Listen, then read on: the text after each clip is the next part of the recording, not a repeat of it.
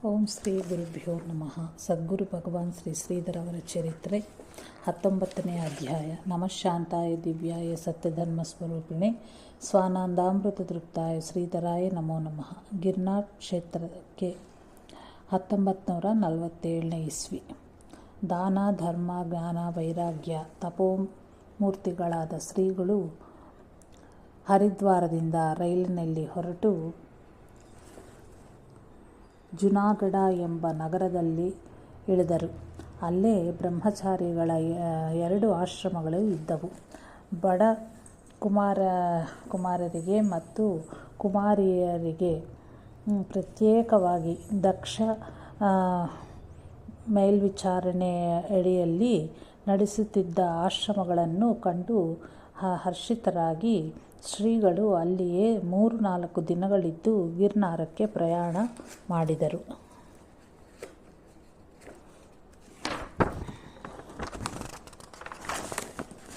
ಗಿರ್ನಾರ್ ಎಂಬುದು ಪ್ರಸಿದ್ಧವಾದ ದತ್ತದ ಒಂದು ಜಾಗೃತ ಕ್ಷೇತ್ರವಾಗಿತ್ತು.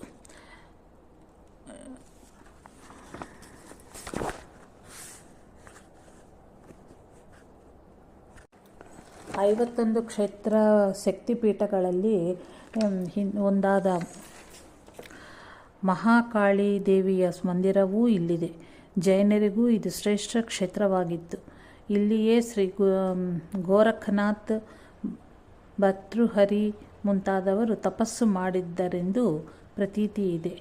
ಗಿರ್ನಾರ್ ಪರ್ವತವನ್ನು ಏರುವಾಗ ಹಾದಿ ತಪ್ಪಿ ಶ್ರೀರಾಮ ದೇವಾಲಯಕ್ಕೆ ಬಂದರು. ಆದದ್ದೆಲ್ಲ ಒಳ್ಳೆಯದೇ ಆಯಿತು ಎಂಬ ದಾಸವರೇಣ್ಯರ ವಚನದಂತೆ ಆ ವೇಳೆಗೆ ಶ್ರೀರಾಮನವಮಿಯು ಸಮೀಪಿಸಿದ್ದರಿಂದ ಶ್ರೀಗಳು ಹರ್ಷಿತರಾದರು.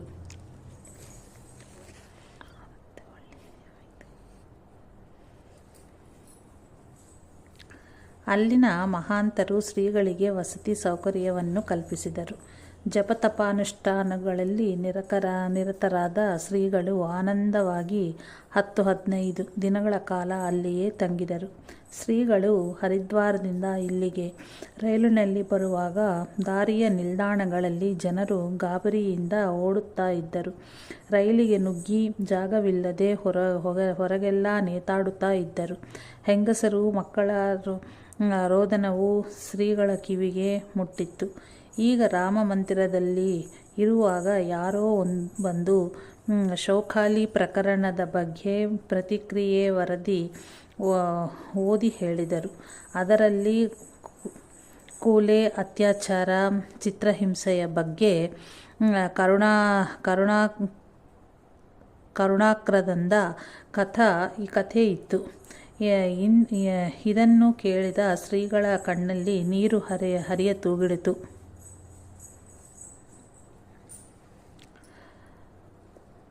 ಚಿತ್ರಹಿಂಸೆಯ ಬಗ್ಗೆ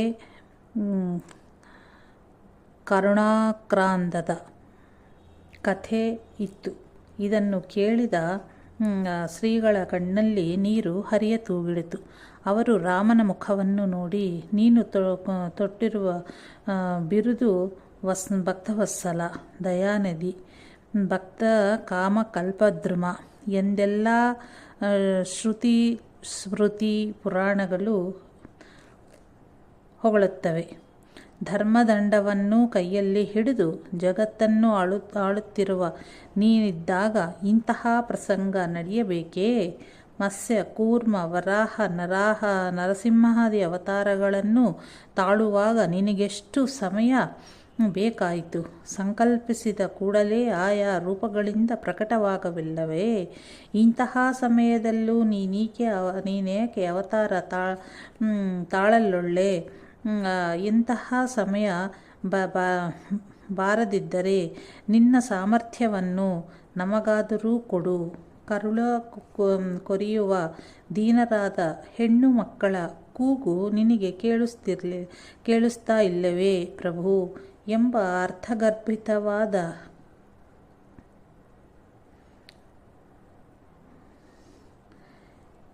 ಹೇ ರಾಮ, ಸಖ್ಯಾ ತುಜ ಭಕ್ತರ ಬಳ ಕಾಸದಿಜೆ ತದಭಿ ತಥೋ ರಾಮದಮಾಣವಗೇಝೆ ಎಂಬ ಪಲ್ಲವಿಯುಳ್ಳ ಶ್ರೀರಾಮವಸ್ತನವು ಶ್ರೀಗಳ ಮುಖರಾರವಿಂದದಿಂದ ಹೊರಬಿತ್ತು.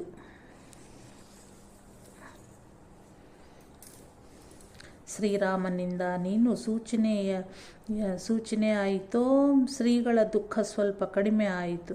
ರಾಮನವಮಿಯ ಕಾಲಕ್ಕೆ ರಾಮ ರಾಘವ ರಾಮ ರಾಘವ ರಾಮ ರಾಘವ ಪಾಹಿ ಮಾಂ ರಾಮ ರಾಘವ ರಾಮ ರಾಘವ ರಾಮ ರಾಘವ ಶಾಧಿ ಮಾಂ ಎಂಬ ಪಲ್ಲವಿಯುಳ್ಳ 13 ಶ್ಲೋಕಗಳನ್ನು ಸಂಸ್ಕೃತದಲ್ಲಿ ರಚಿಸಿದರು.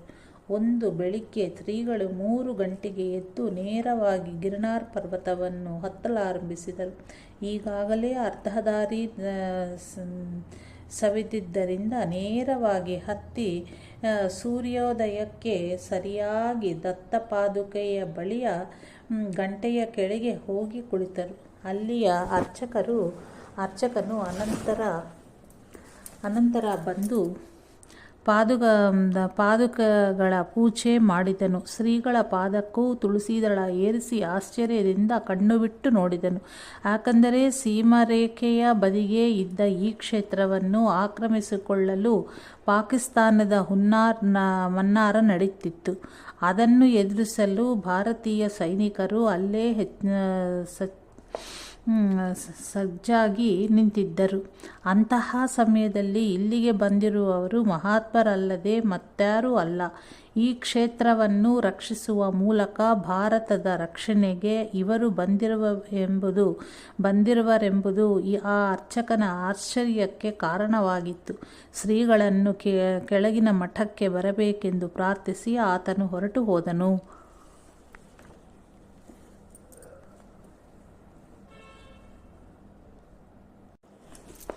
ಸ್ವಲ್ಪ ಕಾಲದ ಧ್ಯಾನಾನಂತರ ಶ್ರೀಗಳು ಮಠಕ್ಕೆ ಹೋದರು. ಅಲ್ಲಿ ಇದ್ದ ಕಮಂಡಲು ತೀರ್ಥದಲ್ಲಿ ಸ್ನಾನಾದಿಗಳನ್ನು ತೀರಿಸಿದರು. ಹಿಂದೆ ನಾಥ ಪಂಥದವರು ಅನೇಕ ಸಿದ್ಧಗಳನ್ನು ಪಡೆದು ಜನರನ್ನು ಹಿಂಸೆ ತೂಗಿಡಿದ್ದರು.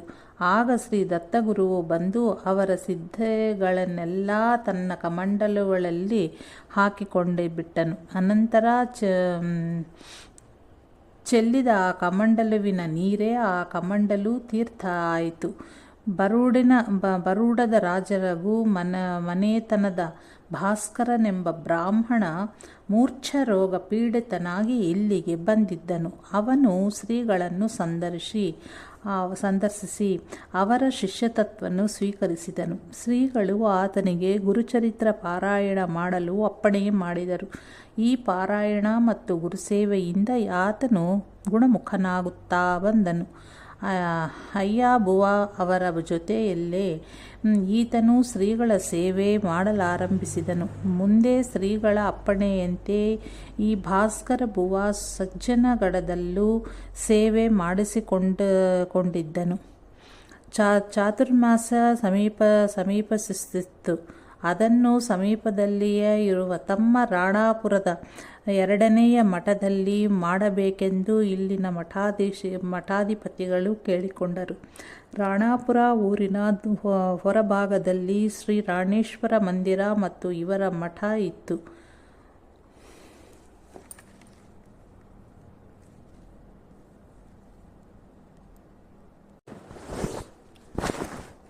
ರಾಣಾಪುರ ಊರಿನ ಹೊರಭಾಗದಲ್ಲಿ ಶ್ರೀ ರಾಣೇಶ್ವರ ಮಂದಿರ ಮತ್ತು ಇವರ ಮಠ ಇದ್ದು ಶಾಲಿವಾಹನ ಶಕೆ 1869 ಸರ್ವಜಿತ್ ಸಂವತ್ಸರ ಆಷಾಢ ಶುದ್ಧ ಹುಣ್ಣಿಮೆ ಗುರುವಾರ ಜುಲೈ 7, 1947 ಶ್ರೀಗಳು ತಮ್ಮ 5ನೆಯ ಚಾತುರ್ಮಾಸಕ್ಕೆ ಅಲ್ಲಿಗೆ ದಯಮಾಡಿಸಿದರು. ಮಧ್ಯಾಹ್ನದ ಆಹಾರಕ್ಕೆ ಹಾಲಿನ ವ್ಯವಸ್ಥೆಯ ಬಗ್ಗೆ ವಿಚಾರಿಸಿದಾಗ ಅಲ್ಲಿಯ ಪೂಜಾರಿ ಇಲ್ಲಿ ಹಾಲು ಸಿಕ್ಕುವುದು ಕಷ್ಟ ಎಂದು ಹೇಳಿದನು. ಅಷ್ಟು ಹೊತ್ತಿಗೆ ಒಂದು ಮುದಿ ಹಸು ಎದುರಿನಲ್ಲಿ ಬಂದಿತ್ತು. ಈ ಆಕಳು ಯಾರದು ಎಂದು ಶ್ರೀಗಳು ಕೇಳಿದರು. ಅರ್ಚಕನು ಇದು ನಮ್ಮದೇ ಬುದಿಯಾಗಿ ಇದ್ದು ಬರಡಾಗಿದೆ ಎಂದನು. ಆಗ ಶ್ರೀಗಳು, ಇದು ಹಾಲು ಕೊಡುತ್ತದೆ ಹಿಂಡು ಎಂದರು. ಹಿಂದೆ ಮುಂದೆ ನೋಡುತ್ತಿದ್ದ ಅರ್ಚಕರನ್ನು ಮಠದ ಮಹಾಂತರು, ಇವರು ಮಹಾತ್ಮರು, ಇವರ ವಾಣಿ ಆಗಲಾರದು ಎಂದು ಕಿವಿಯಲ್ಲಿ ಹೇಳಿದರು. ಆತನು ಕೂಡಲೇ ಆಕಳ ಕೆಚ್ಚಲಿಗೆ ಕೈ ಹಾಕಿ ಕರೆಯಲು ಹಾಲು ಬರಲಾರಂಭಿಸಿತು. ಒಂದು ತಂಬಿಗೆ ತುಂಬಿತು. ಆಶ್ಚರ್ಯ ಹಾಗೂ ಸಂತೋಷದಿಂದ ಆ ಹಾಲನ್ನು ಶ್ರೀಗಳ ಮುಂದಿಟ್ಟು ನಮಸ್ಕಾರ ಮಾಡಿದನು. ಚಾತುರ್ಮಾಸ್ಯ ಪೂರ್ತಿ ಆ ಆಕಳು ಹಾಲು ಶ್ರೀಗಳ ಸೇವೆಗೆ ಸಮರ್ಪಿತವಾಯಿತು. ಶ್ರೀ ಗುರುಪೂರ್ಣಿಮೆಯ ಮಾರನೆಯ ದಿನ ಅಲ್ಲಿನ ರಾಣೇಶ್ವರ ಸ್ವಯಂಭೂ ಲಿಂಗಕ್ಕೂ ಮತ್ತು ಮಹಾಂತರ ಸಮಾಧಿಗೂ ಹಾಲಿನ ಅಭಿಷೇಕ ಆದಂತೆ ಅಲ್ಲಿನ ಜನರಿಗೆ ಕಾಣಿಸಿತು. ಯಾರಾದರೂ ಮಹಾತ್ಮರು ಬಂದರೆ ಹೀಗೆ ಕಾಣಿಸಿಕೊಳ್ಳುವುದು ಆ ಮಠದ ಸಂಪ್ರದಾಯವೂ ಆಗಿತ್ತು. ಈ ಘಟನೆಯಿಂದ ಅಲ್ಲಿಯವರ ಎಲ್ಲರಿಗೂ ಶ್ರೀಗಳ ಮೇಲೆ ಶ್ರದ್ಧಾಭಕ್ತಿ ಹೆಚ್ಚಾಯಿತು. ಒಂದು ಬೆಳಿಗ್ಗೆ ವಯೋವೃದ್ಧರಾದ ಅರ್ಚಕರು ಬಂದು, ನೀವು ಈಶ್ವರನ ಮೇಲೆ ಒಂದು ಸ್ತೋತ್ರ ಮಾಡಬೇಕೆಂದು ನನಗೆ ದೃಷ್ಟಾಂತವಾಗಿದೆ ಎಂದು ಹೇಳಿದರು. ಶ್ರೀಗಳು ಚಿಕ್ಕಮಗಳೂರಿನ ಕಾಫಿ ತೋಟದಲ್ಲಿ ಮಾಡಿದ್ದ ಶಿವಸ್ತೋತ್ರದ 30 ಶ್ಲೋಕಗಳಿಗೆ ಇನ್ನಷ್ಟು ಸೇರಿಸಿ 182 ಶ್ಲೋಕಗಳ ಶಿವಸ್ತೋತ್ರ ರಾಜ ಎಂಬ ಸ್ತೋತ್ರ ಗುಚ್ಛವನ್ನು ರಚಿಸಿದರು. ಮುಂದೆ ಈ ಸ್ತೋತ್ರವನ್ನು ಕಾಶಿಯಲ್ಲಿ ಇದ್ದ ಶಿಷ್ಯ ಸಾವಿತ್ರಕ್ಕನು ವಿಶ್ವೇಶ್ವರನ ಮುಂದೆ ಓದಿ ತೋರಿಸಿದಳು. ಸಂತುಷ್ಟವಾದ ವಿಶ್ವೇಶ್ವರನು ಇದಕ್ಕೆ ಶ್ರೀ ಶಿವಶಾಂತ ಸ್ತೋತ್ರ ತಿಲಕಂ ಎಂದು ಹೆಸರಿಡಬೇಕೆಂದು ದೃಷ್ಟಾಂತದ ಮೂಲಕ ನಿರ್ದೇಶಿಸಿದನು. ಹೀಗೆ ಇದು ಶ್ರೀಗಳ ಮತ್ತು ವಿಶ್ವೇಶ್ವರನ ಪ್ರಾಸಾದಿಕ ಸ್ತೋತ್ರವಾಯಿತು. ಇದು ಹಿಂದೆ ಮರಾಠಿ ಭಾಷೆಯಲ್ಲಿ ಅರ್ಥಸಹಿತವಾಗಿ ಮುದ್ರಿಸಲ್ಪಟ್ಟಿದೆ. ಈಗ ಶ್ರೀಧರಾಶ್ರಮ ವರದ ಮರದಿಂದ ಕನ್ನಡಿಯಲ್ಲಿಯೂ ಪ್ರಕಟವಾಗಿದೆ. ಇದರ ಕೊನೆಯ ಶ್ಲೋಕವನ್ನು ಅರ್ಥಸಹಿತ ಇಲ್ಲಿ ಕೊಡಲಾಗಿದೆ. ನದೀರತ್ನಂ ಗಂಗಾ ಸಕಲ ನಗರತ್ನಂ ಹಿಮಗಿರಿ ಪ್ರಭಾರತ್ನಂ ಚಂದ್ರ ಸಕಲಯ ಮಿನಿರತ್ನಂ ಪವನಜಃ ವಧೂರತ್ನಂ ಸೀತಾ ಸಕಲ ಗುಣಿರತ್ನಂ ರಘುಪತಿ ಗುರೌರತ್ನಂ ಶಂಭುರ್ಜಯತಿ ಕಿಲ ದೇವೇಶು ಮುಖರಃ. ಹೇಗೆ ಎಲ್ಲ ನದಿಗಳಲ್ಲಿ ಗಂಗಾ ನದಿಯು ಶ್ರೇಷ್ಠವಾಗಿರುವುದೋ, ಎಲ್ಲ ಪರ್ವತಗಳಲ್ಲಿ ಹಿಮಗಿರಿ ಅಂದರೆ ಹಿಮಾಲಯವು ಶ್ರೇಷ್ಠವೋ, ಎಲ್ಲ ಪ್ರಭಗಳಲ್ಲಿ ಪ್ರಕಾಶಮಾನ ಪದಾರ್ಥಗಳಲ್ಲಿ ಚಂದ್ರನು ಶ್ರೇಷ್ಠನೋ, ಜಿತೇಂದ್ರಿಯರೆಲ್ಲ ಪವನಸುತ ಹನುಮಂತ ಶ್ರೇಷ್ಠನೋ, ಸಕಲ ಸ್ತ್ರೀಯರಲ್ಲಿ ಸೀತೆಯೂ ಶ್ರೇಷ್ಠಳೋ, ಎಲ್ಲ ಗುಣಗಳಲ್ಲಿ ಶ್ರೀರಾಮಚಂದ್ರನು ಶ್ರೇಷ್ಠನೋ, ಹಾಗೆಯೇ ಎಲ್ಲ ಸದ್ಗುರುಗಳಲ್ಲಿ ಯಾರೆಂದು ನೋಡ ಹೋದರೆ ದೇವನಾದ ಮಹಾದೇವ ಶಂಭುವೇ ಶ್ರೇಷ್ಠ ಗುರುವಾಗಿರುವನು. ಅವನಿಗೆ ಸದೈವ ಜಯ ಜಯಕಾರವಿರಲಿ. ಈ ರೀತಿಯಾಗಿ ಶಿವನನ್ನು ಕೊಂಡಾಡಿರುವರು. ಈ ಸ್ತೋತ್ರವು ರಚನೆಯಾಗುವಷ್ಟರಲ್ಲಿ ಶ್ರೀಗಳವರ ದೇಹದ ಅಸ್ವಸ್ಥತೆಯು ದೂರವಾಯಿತು. ಚಾತುರ್ಮಾಸ್ಯವು 2 ತಿಂಗಳು ಮುಗಿಯುತ್ತಾ ಬಂದಿತ್ತು. ಇದೇ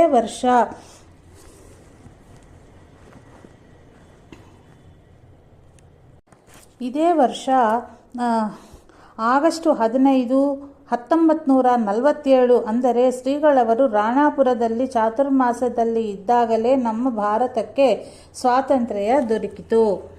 ದ್ವಾರಕಾ ಕ್ಷೇತ್ರಕ್ಕೆ 2 ತಿಂಗಳ ಚಾತುರ್ಮಾಸ ಸಮಾಪ್ತಿ ಆಯಿತು.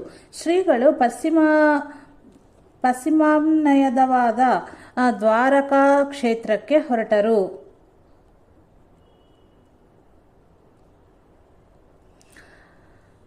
ದಾರಿಯಲ್ಲಿ ರಾಮಾನುಜ ಸಂಪ್ರದಾಯದ ಒಂದು ಆಶ್ರಮ ಸಿಕ್ಕಿತು.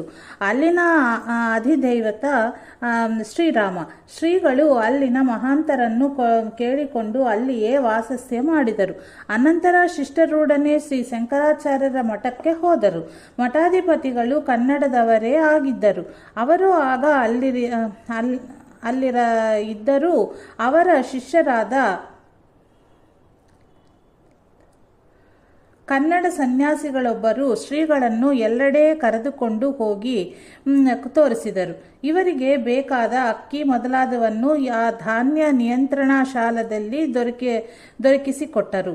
ದ್ವಾರಕೆಗೆ ಬಂದ ಮೇಲೆ ಅಯ್ಯಬುವ ಅವರ ಋಷಿಕೇಶದಲ್ಲಿ ಇದ್ದ ಬರಿಗೆ ನಾಗೇಂದ್ರ ಭಟ್ಟರಿಗೆ ಕಾಗದ ಬರೆದಿದ್ದರು. ಶ್ರೀ ಭಟ್ಟರು ಮಂಗಳೂರಿನ ಶ್ರೀಧರ ಶೆಣ್ಣಯ್ಯವರಿಗೆ ಶ್ರೀಗಳ ವಿಳಾಸ ತಿಳಿಸಿದರು. ಶ್ರೀ ಶೆಣ್ಣಯ್ಯ ಅವರು ಶ್ರೀ ಸದ್ಗುರು ಭಗವಾನ್ ಶ್ರೀಧರ ಸ್ವಾಮಿಯವರಿಗೆ ಎಂದು ಉಲ್ಲೇಖಿಸಿ ಸ್ವಲ್ಪ ಹಣವನ್ನು ಮನಿ ಆರ್ಡರ್ ಮೂಲಕ ಕಳುಹಿಸಿದರು. ಇದನ್ನು ನೋಡಿದ ಮಹಾಂತರು ಮನುಷ್ಯರು ಭಗವಾನ್ ಆಗುವುದುಂಟೆ ಎಂದು ಶಂಕಿಸಿದರು. ಆದರೆ ಆ ರಾತ್ರಿ ಅವರ ಗುರುಗಳು ಬಂದು ಏನು ಹೇಳಿದರೋ ಮಾರನೆಯ ದಿನ ಅವರು ತಮ್ಮನ್ನು ತಿದ್ದಿಕೊಂಡು ಭಗವಾನರಲ್ಲಿ ಇದ್ದ ಭಕ್ತಿಯನ್ನು ಹೆಚ್ಚಿಸಿಕೊಂಡರು. ಅನಂತರ ಅವರ ಶಿಷ್ಯ ವರ್ಗದವರಿಂದ ಶ್ರೀಗಳಿಗೆ ಪಾದಪೂಜೆಗಳಾದವು. ಶ್ರೀಗಳು ಅಯ್ಯಬುವ ಅವರಿಗೆ, ನೀನು ಸಜ್ಜನಗಡಿಗೆ ಹೋಗು, ಧರ್ಮ ಕಾರ್ಯಕ್ಕೆ ಅನುಕೂಲ ಆಗುವವರಿಗೆ ನಾನು ಏಕಾಂತದಲ್ಲೇ ಇರುತ್ತೇನೆ ಎಂದು ಆಗಾಗ ಹೇಳುತ್ತಿದ್ದರು. ಈ ವಿಷಯವನ್ನು ಅಯ್ಯಬುವ ಅವರು ಸಜ್ಜನಗಡಕ್ಕೆ ತಿಳಿಸಿದರು. ಆದ್ದರಿಂದ ದತ್ತಬುವ ಮತ್ತು ಕುಲಕರ್ಣಿ ಬುವ ಅಲ್ಲಿಂದ ಬಂದರು. ಸಹಜಾನಂದ ಅವಧೂತರು ಬಂದು ಸೇರಿದರು. ಎಲ್ಲರ ಆಗ್ರಹದ ಮೇಲೆ ಶ್ರೀಗಳು ಶ್ರೀ ದತ್ತಸ್ಥಾನವಾದ ನರಸೋಬವಾಡಿಗೆ ತೆರಳಿದರು. ನರಸೋಬವಾಡಿಗೆ ಶ್ರೀ ದತ್ತಾತ್ರೇಯ ಅವತಾರಗಳಾದ ಶ್ರೀ ನರಸಿಂಹ ಸರಸ್ವತಿಗಳು ಅಮರಪುರವೆಂಬ ಈ ಕ್ಷೇತ್ರದಲ್ಲಿ ಬಹುಕಾಲವಿದ್ದು ಅನಂತರ ಗಾಣಗಾಪುರಕ್ಕೆ ಹೋದರು. ಆದ್ದರಿಂದ ಇದಕ್ಕೆ ನರಸೋಬವಾಡಿ ಎಂದು ಹೆಸರಾಯಿತು. ಅದೇ ರೂಢಿಯಲ್ಲಿ ನರಸೋಬವಾಡಿಯೂ ಆಯಿತು. ಇಲ್ಲಿ ಕೃಷ್ಣ ಪಂಚಗಂಗಾ ನದಿಗಳ ಸಂಗಮವಿದೆ. ಕೃಷ್ಣ ತೀರ್ಥದಲ್ಲಿ ಇರುವ ಶ್ರೀ ದತ್ತನ ಈ ಜಾಗೃತ ಕ್ಷೇತ್ರಕ್ಕೆ ಬಂದು ಗುರುಚರಿತ್ರ ಸಪ್ತಾಹ ಅನುಷ್ಠಾನ ಮೊದಲಾದವನ್ನು ಮಾಡಿ ಅನೇಕರು ತಮ್ಮ ಇಷ್ಟಾರ್ಥಗಳನ್ನು ಹೊಂದುತ್ತಾರೆ. ಶ್ರೀಗಳವರು ಈಚಲಕರಂಜಿ ವಾಯಿಕರ್ ಧರ್ಮಶಾಲೆಯ ಒಂದು ಕೋಣೆಯಲ್ಲಿ ಆತ್ಮಧ್ಯಾನ ಮಾಡುತ್ತಾ ಇದ್ದು ಬಿಟ್ಟರು. ಇಲ್ಲಿ ಶ್ರೀಗಳು 2-3 ತಿಂಗಳಿದ್ದರು. ಯಾರಿಗೂ ತಿಳಿಯದಂತೆ ಅಜ್ಞಾತವಾಸದಲ್ಲಿ ಇದ್ದರು. ಒಬ್ಬ ಸಾಧಕನು ಯೋಗ್ಯ ಗುರುವನ್ನು ಕೋರಿ ಗಾಣಗಾಪುರದಲ್ಲಿ ಅನುಷ್ಠಾನ ಮಾಡುತ್ತಿದ್ದನು.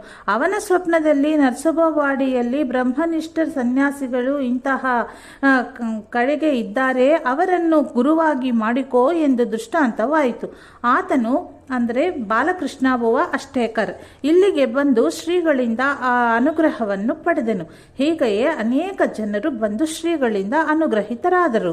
ಶ್ರೀ ಶೆಣ್ಣಯ್ಯ ಅವರು ಮತ್ತು ಅಯ್ಯರವರು ನರಸೋಬವಾಡಿಗೆ ಬಂದು ಶ್ರೀಗಳನ್ನು ತಮ್ಮಲ್ಲಿಗೆ ಬರುವಂತೆ ಪ್ರಾರ್ಥಿಸಿದರು. ಶ್ರೀಗಳು ಸಜ್ಜನಗಡಿಗೆ ಹೋಗಿ ಮಂಗಳೂರಿಗೆ ಹೋಗುವುದೆಂದು ತೀರ್ಮಾನಿಸಿದರು. ಅಯ್ಯರರು ಮತ್ತು ಶೆಣ್ಣಯ್ಯವರಿಂದ ಶ್ರೀ ದತ್ತನ ಮಹಾಪೂಜೆ, ಮಹಾ ನೈವೇದ್ಯ, ಯತಿ ಬ್ರಾಹ್ಮಣರ ಸಂತರ್ಪಣೆ, ಪಲ್ಲಕ್ಕಿ ಉತ್ಸವ ಮೊದಲಾದವನ್ನು ಮಾಡಿಸಿ ದತ್ತನ ಅಪ್ಪಣೆಯನ್ನು ಪಡೆದು ಗಡಕ್ಕೆ ಹೊರಟರು. ಶ್ರೀಗಳವರು ಇಂತಹ ಅಶಕ್ತೆಯಲ್ಲಿಯೂ ಪಾದಚಾರಿ ಆಗಿಯೇ ಶ್ರೀಗಡವನ್ನು ಏರಿ ಗುರುದರ್ಶನಕ್ಕೆ ಹೋಗುತ್ತಿದ್ದರು. ಗಡದ ಬುಡದಲ್ಲಿಯೇ ಕೂಲಿಯವರು ಜನರು ಯಾತ್ರಿಕರನ್ನು ಮೇಲೆ ಒಯ್ಯಲು ತೊಟ್ಟಿಗಳನ್ನು ಇಟ್ಟುಕೊಂಡು ಕುಳಿತುಕೊಳ್ಳುತ್ತಿದ್ದರು. ಶ್ರೀಗಳವರು ಅದನ್ನು ಏರುತ್ತಿರಲಿಲ್ಲ. ಶ್ರೀಗಳವರು ಒಮ್ಮೆಲೆ ಶ್ರೀ ಸಮರ್ಥ ಸಮಾಧಿಯ ದರ್ಶನಕ್ಕೆ ಹೋಗದೆ ಸುತ್ತೂರು ಇದ್ದ ಎಲ್ಲ ದೇವತೆಗಳ ದರ್ಶನ ಮಾಡುತ್ತಾ ಪ್ರದಕ್ಷಿಣಾಕಾರವಾಗಿ ಹೋಗಿ ಶ್ರೀ ಸಮಾಧಿಯ ದರ್ಶನ ಪಡೆಯುವುದು ಅವರ ಕ್ರಮವಾಗಿತ್ತು. ಪ್ರಥಮವಾಗಿ ಕೆಳಬದಿಗೆ ಶ್ರೀ ಗೋಮಾತೆ ಮತ್ತು ಶ್ರೀ ಆಂಜನೇಯನ ದರ್ಶನವಾಗುವುದು. ಶ್ರೀ ಆಂಜನೇಯನೇ ಸಮರ್ಥ ಸಂಪ್ರದಾಯದ ಧುರೀಣ. ಆಂಜನೇಯನ ಅವತಾರವೇ ಶ್ರೀ ಸಮರ್ಥರ ಅವತಾರವೆಂದು ಜನಗಳ ಮತ. ಎಷ್ಟೋ ಜನರಿಗೆ ಇದರ ಅನುಭವವೂ ಪ್ರತ್ಯಕ್ಷವಾಗಿಯೇ ಆಗಿತ್ತು. ದಾಸಭಕ್ತಿಯ ಆದರ್ಶ ಮತ್ತು ಮೂಲಭೂತ ಪುರುಷನೆಂದರೆ ಶ್ರೀ ಆಂಜನೇಯನೆಂದರು. ಅದು ಒಪ್ಪುವ ಮಾತೇ ಸರಿ. ದಾಸೋಹಂ ಕೋಸಲೇಂದ್ರಸ್ಯ ರಾಮಸ್ಯ ಕ್ರಮಣಃ ಹನುಮಾನ್ ಶತ್ರು ಸೈನ್ಯಾನಾಂ ವಿಹಂತ ಮಾರುತಾತ್ಮಜಃ ನ ರಾವಣ ಸಹಸ್ರಂ ಮೇ ಯುದ್ಧೇ ಪ್ರತಿಬಲಂ ಭವೇತ್. ಅಮಿತ ಪರಾಕ್ರಮಿ ಕೋಸಲಾಧಿಪತಿಯಾದ ಶ್ರೀರಾಮಚಂದ್ರನ ದಾಸನಾಗಿದ್ದೇನೆ. ವಾಯುಪುತ್ರನಾದ ಹನುಮಂತನೆಂದು ನನ್ನ ಹೆಸರು. ಶ್ರೀರಾಮನ ಕೃಪೆಯಿಂದ ಸಹಸ್ರಾರು ರಾವಣರು ಸೈನ್ಯ ಸಮೇತವಾಗಿ ಬಂದರು. ಅವರು ಯುದ್ಧದಲ್ಲಿ ನನ್ನನ್ನು ಎದುರಿಸಲಾರರು ಎಂದು ಶ್ರೀ ಆಂಜನೇಯನೇ ತನ್ನ ಶ್ರೀಮುಖದಿಂದ ಸಾರಿರುವನು. ಈ ದೃಷ್ಟಿಯಿಂದಲೂ ಸಮರ್ಥ ಸಂಪ್ರದಾಯಕ್ಕೆ ಶ್ರೀರಾಮದಾಸ ಸಂಪ್ರದಾಯವೆಂತಲೂ ಶ್ರೀರಾಮದಾಸರ ಸಾಮರ್ಥ್ಯವನ್ನು ನೋಡಿ ಇವರನ್ನು ಸಮರ್ಥರೆಂತಲೂ ಜನರು ಕರೆಯುತ್ತಾರೆ. ಸಜ್ಜನಗಡದ ಸಂದರ್ಶನ.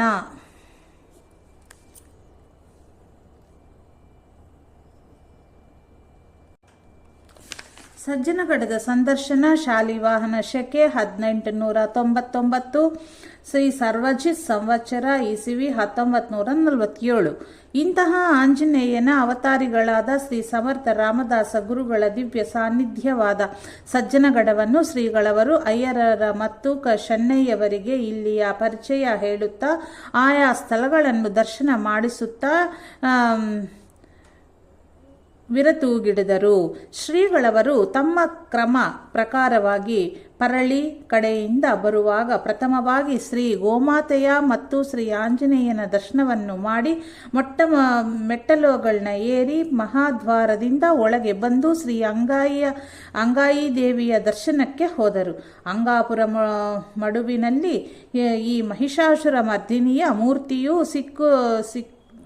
ಸಿಕ್ಕಿರೋಣದರಿಂದ ಈ ಮೂರ್ತಿಗೆ ಅಂಗಾಯಿ ಎನ್ನುವರು. ದೇವಿ ಮಂದಿರದ ಸಮೀಪದಲ್ಲಿ ಎದುರಿಗೆ ಇರುವ ಧರ್ಮಧ್ವಜಕ್ಕೆ ಪರಿಕ್ರಮ ಹಾಗೂ ವಂದನೆಯನ್ನು ಸಲ್ಲಿಸಿ ಇಲ್ಲಿಂದ ಧಾವ ಮಾರುತಿಯ ದರ್ಶನ ಮಾಡಿ ಮುಂದೆ ಸಾಗಿದರು. ಇಲ್ಲಿಯ ಕಳ್ಳಹಾದಿಯಿಂದ ಗಡದ ರಕ್ಷಣೆಯಾಗಬೇಕೆಂದು ಈ ಧಾವ ಮಾರುತಿಯ ಸ್ಥಾಪನೆಯನ್ನು ಶ್ರೀ ಸಮರ್ಥರೇ ತಮ್ಮ ಅಮೃತ ಹಸ್ತದಿಂದ ಮಾಡಿರುವರು. ಇಲ್ಲಿಂದ ಹೊರಟರೆ ಮುಂದೆ ಬರುವ ಸ್ಥಳವೆಂದರೆ ಬ್ರಹ್ಮಪಿಸ. ತಮ್ಮನ್ನು ಯಥಾರ್ಥವಾಗಿ ಅರಿತ ಶಿಷ್ಯರು ಎಷ್ಟಿದ್ದಾರೆ ಎಂದು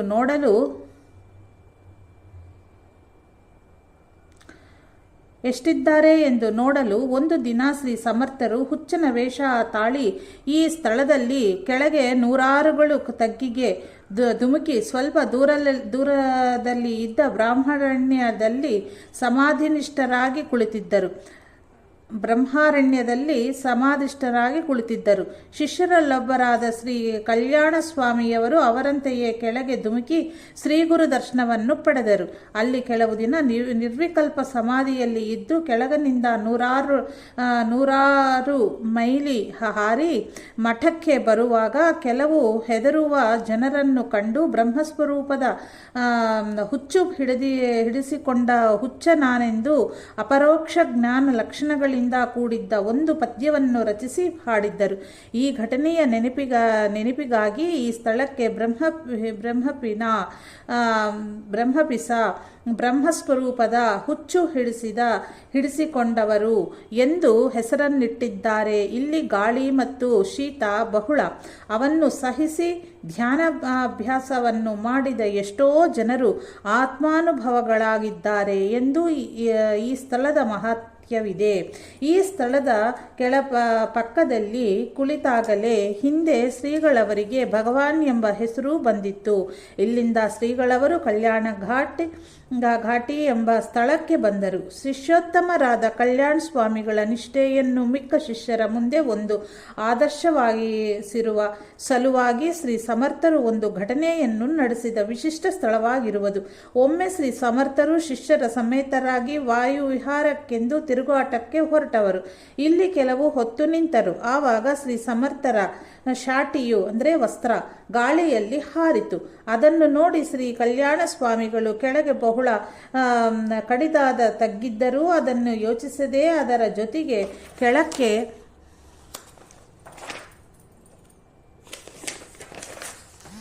ಕೆಳಕ್ಕೆ ಹಾರಿ ಅದನ್ನು ನೆಲಕ್ಕೆ ಗೂಡಿಸಿದ ಮಧ್ಯದಲ್ಲಿಯೇ ಹಿಡಿದು ಮಹಾದ್ವಾರದ ದಾರಿಯಿಂದ ಮೇಲೆ ಬಂದರು.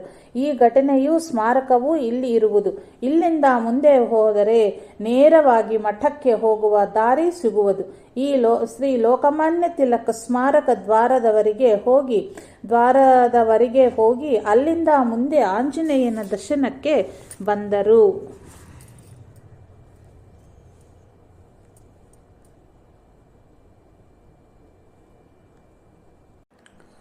ಈ ಆಂಜನೇಯನು ಇಲ್ಲಿಯ ಗ್ರಾಮದೇವರು. ಇಲ್ಲಿಯ ದರ್ಶನವಾದ ಮೇಲೆ ಶ್ರೀ ದತ್ತ ಪಾದುಕೆಯು ದರ್ಶನಕ್ಕೆ ಹೋಗುವಾಗ ಬಲಬದಿಯ ಕೆರೆಯ ಸುಣಾಳೆ ಕುಡಿಯುವ ನೀರಿನ ಕೆರೆ. ಶ್ರೀ ದತ್ತ ಪಾದುಕೆಯು ರಂಜಲು ಹೂವಿನ ಉದ್ಯಾನದಲ್ಲಿ ಇದೆ. ಇದಕ್ಕೆ ಅಶೋಕವನವೆಂತಲೂ ಹೇಳುವರು. ಇಲ್ಲಿಯ ಮೊದಲಿದ್ದ ಪಾದುಕೆಗಳು ಭಿನ್ನವಾದ ಮೇಲೆ ಶ್ರೀಗಳವರ ಅಮೃತ ಹಸ್ತದಿಂದ ಅಮೃತ ಶಿಲೆಯ ದತ್ತ ಪಾದುಕಗಳ ಸ್ಥಾಪನೆಯೂ ಇಲ್ಲಿ ಆಗಿತ್ತು. ಮೊದಲಿನಿಂದಲೂ ಇದ್ದ ಔದುಂಬರ ವೃಕ್ಷ ಈಗಲೂ ಹಾಗೇ ಇದೆ. ಶ್ರೀಗಳವರು ಶ್ರೀ ದತ್ತ ಪಾದುಕೆಗಳ ದರ್ಶನವನ್ನು ಪಡೆದು ಪ್ರದಕ್ಷಿಣೆ ಮಾರ್ಗವಾಗಿ ಮುಂದೆ ಸಾಗಿದರು. ನಂತರ ಶ್ರೀಗಳವರು ಈ ವಿಘ್ನ ನಿವಾರಕನ ದರ್ಶನವನ್ನು ಮಾಡಿ ಶ್ರೀ ರಾಮದೇವರ ಮುಂದಿನ ಮುಖಮಂಟಪದಲ್ಲಿ ಶ್ರೀ ಗಣಪತಿಯ ಹಿಂದೆಯೇ ತಾಗಿರುವ ಶ್ರೀ ದಾಸ ಮಾರುತಿಯನ್ನಭಿಮನಿಸಿ ಮುಂದೆ ಎಡ ಬಲ ಪ್ರಕ್ಕಗಳಲ್ಲಿ ಇರುವ ಶ್ರೀ ಆಂಜನೇಯ ಮತ್ತು ಈಶ್ವರಿಗೆ ನಮಿಸಿ ಮೆಟ್ಟಲುಗಳನ್ನು ಏರಿ ಶ್ರೀರಾಮನ ಮುಂದೆ ಕೈ ಜೋಡಿಸಿ ಶ್ರೀಗಳವರು ಕೆಲ ಹೊತ್ತು ನಿಂತರು. ಶ್ರೀ ಸಮರ್ಥರು ತಂಜಾವೂರಿಗೆ ತೆರಳಿದ್ದಾಗ ಅಂದ ಶಿಲ್ಪಿಯೊಬ್ಬನಿಗೆ ತಮ್ಮ ಅಮೃತ ಹಸ್ತದಿಂದ ದೃಷ್ಟಿಯನ್ನು ಕರುಣಿಸಿ ಆತನಿಂದ ಪಂಚಧಾತುವಿನ ಶ್ರೀರಾಮ ಸೀತಾ ಲಕ್ಷ್ಮಣ ಆಂಜನೇಯರ ವಿಗ್ರಹಗಳನ್ನು ಮಾಡಿಸಿ ಅವುಗಳನ್ನು ತಮ್ಮ ಅವತಾರ ಕಾರ್ಯ ಮುಗಿಸುವ ಮೊದಲು 5 ದಿವಸ ಪೂಜಿಸಿದ್ದರು. ಅನಂತರ ಆ ಮೂರ್ತಿಗಳನ್ನೇ ಇಲ್ಲಿ ಮಂದಿರದಲ್ಲಿ ಸ್ಥಾಪಿಸಿದ್ದಾರೆ. ಶ್ರೀಗಳವರಿಗೆ ಶ್ರೀರಾಮನ ದರ್ಶನದಿಂದ ಏನೋ ವಿಶೇಷವಾದ ಆನಂದವಾದಂತೆ ಶ್ರೀಗಳವರ ಮುಖದಲ್ಲಿ ಎದ್ದು ಕಾಣತೊಡಗಿತು. ಶ್ರೀರಾಮನಿಗೆ ಸಾಷ್ಟಾಂಗವಾಗಿ ಅಭಿನಮಿಸಿ ಶ್ರೀಗಳವರು ಬಲಪಕ್ಕದಲ್ಲಿ ಇದ್ದ ಮೆಟ್ಟಲುಗಳನ್ನು ಹಿಡಿದು ಶ್ರೀ ಗುರು ಸಮಾಧಿ ದರ್ಶನವನ್ನು ಪಡೆದು ಧ್ಯಾನಸ್ಥರಾದರು.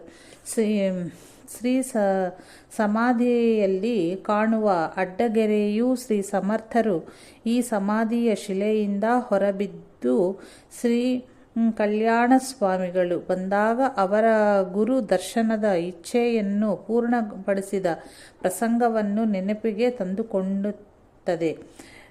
ಆಚೆಗೆ ಹಿತ್ತಾಳೆ ಪೆಟ್ಟಿಗೆಗಳಲ್ಲಿ ಶ್ರೀ ದತ್ತಗುರುಗಳು ಶ್ರೀ ಸಮರ್ಥರಿಗೆ ಕೊಟ್ಟ ಮರದ ಪಾದುಕೆಗಳು ಇವೆ. ನಂತರ ಅಲ್ಲಿಂದ ಶ್ರೀಗಳವರು ಶ್ರೀ ಮಠದಲ್ಲಿ ಎದ್ದ ಸಮರ್ಥರ ಶಯನಗೃಹಕ್ಕೆ ತೆರಳಿದರು. ಶ್ರೀ ಸಮರ್ಥರ ಸಮಯದಲ್ಲಿ ಇದ್ದ ಈ ಶಯನಗೃಹವನ್ನು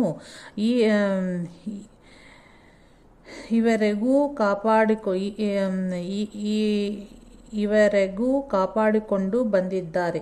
ಶ್ರೀ ಸಮರ್ಥರು ದೇಹ ಬಿಟ್ಟು 300 ವರ್ಷಗಳ ಮೇಲೆ ಆಯಿತು. ಈ ಮಂಚದ ಹಿತ್ತಾಳೆಯ 4 ಕಾಲುಗಳು ಮೊದಲಿನವೇ ಸರಿ.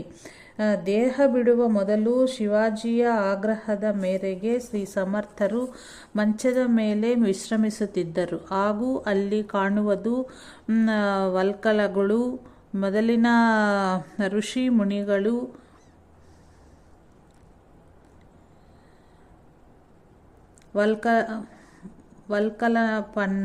ವಲ್ಕಲವನ್ನಟ್ಟು ಇರುತ್ತಿದ್ದರೆಂದು ನಾವು ಪುರಾಣಾದಿಗಳಲ್ಲಿ ಕೇಳಿದಂಥವೇ ಈ ವಲ್ಕಲಗಳು ಅಂದರೆ ಮರಗಳ ತೂಗಟೆಗಳು ಅಂತ.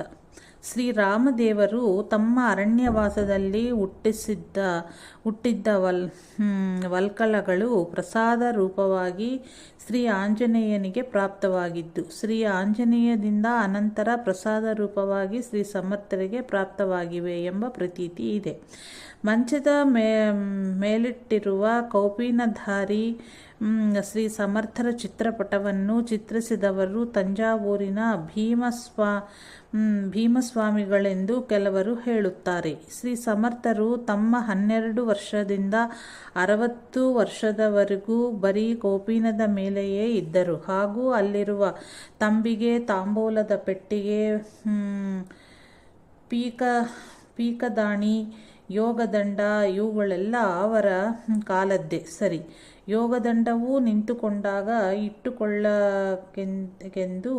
ಶಿವಾಜಿ ಮಹಾರಾಜವರು ಶ್ರೀ ಸಮರ್ಥರಿಗೆ ಕೊಟ್ಟಿದ್ದೆಂದು ಹೇಳುತ್ತಾರೆ.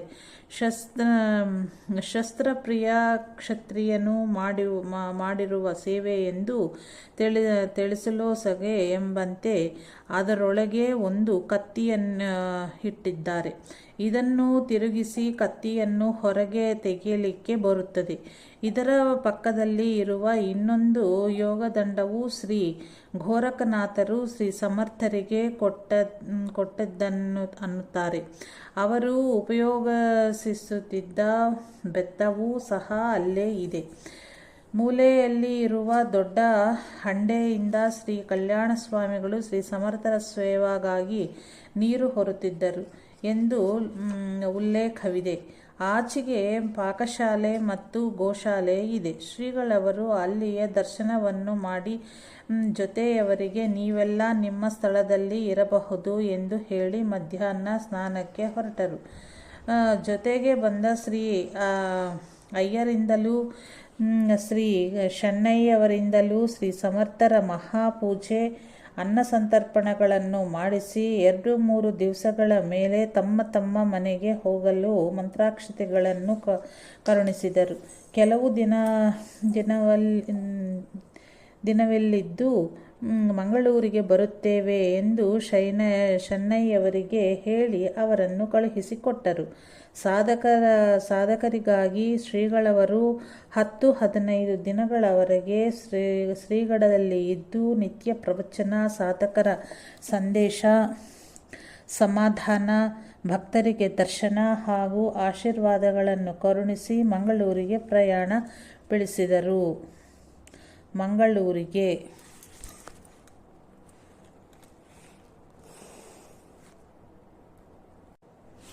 ಮಂಗಳೂರಿಗೆ ಶಾಲಿವಾಹನ ಶಕೆ 1899 ನಿಂದ 1870 ಇಸವಿ 1948 ಸುಮಾರು 1.5 ವರ್ಷ ಕಾಲ ನಂತರ ಮಂಗಳೂರಿಗೆ ಆಗಮಿಸಿದ ಶ್ರೀಗಳ ದರ್ಶನಕ್ಕೆ ಅನೇಕ ವಿಧವಾದ ಜನರು ಬರುತ್ತಿದ್ದರು. ಅದರಲ್ಲೂ ಆತ್ಕರೆ ಜಾಸ್ತಿ, ರೋಗ ಪರಿಹಾರ, ವಂಶೋದ್ಧಾರ ಹೀಗೆ ಹಲವಾರು ಬಾಧೆಗಳ ಪರಿಹಾರಕ್ಕಾಗಿ ಬಂದವರಿಗೆ ಶ್ರೀಗಳು ತೀರ್ಥವನ್ನು ಕೊಟ್ಟು ಆಶೀರ್ವದಿಸಿ ಕಳುಹಿಸುವ ವೇಳೆಗೆ ಮಧ್ಯಾಹ್ನ ಆಗಿಬಿಡುತ್ತಿತ್ತು. ಭಿಕ್ಷೆಯ ನಂತರ ಆಧ್ಯಾತ್ಮ ವಿಚಾರ ವಿಮರ್ಶೆ ಹೀಗೆ ಶ್ರೀಗಳಿಗೆ 1 ನಿಮಿಷವೂ ವಿರಾಮಕ್ಕೆ ಅವಕಾಶವಿರಲಿಲ್ಲ. ವರ್ಷ ಪೂರ್ತಿ ಶ್ರೀಗಳು ಇಲ್ಲಿಯೇ ಇದ್ದುದರಿಂದ ಅವರು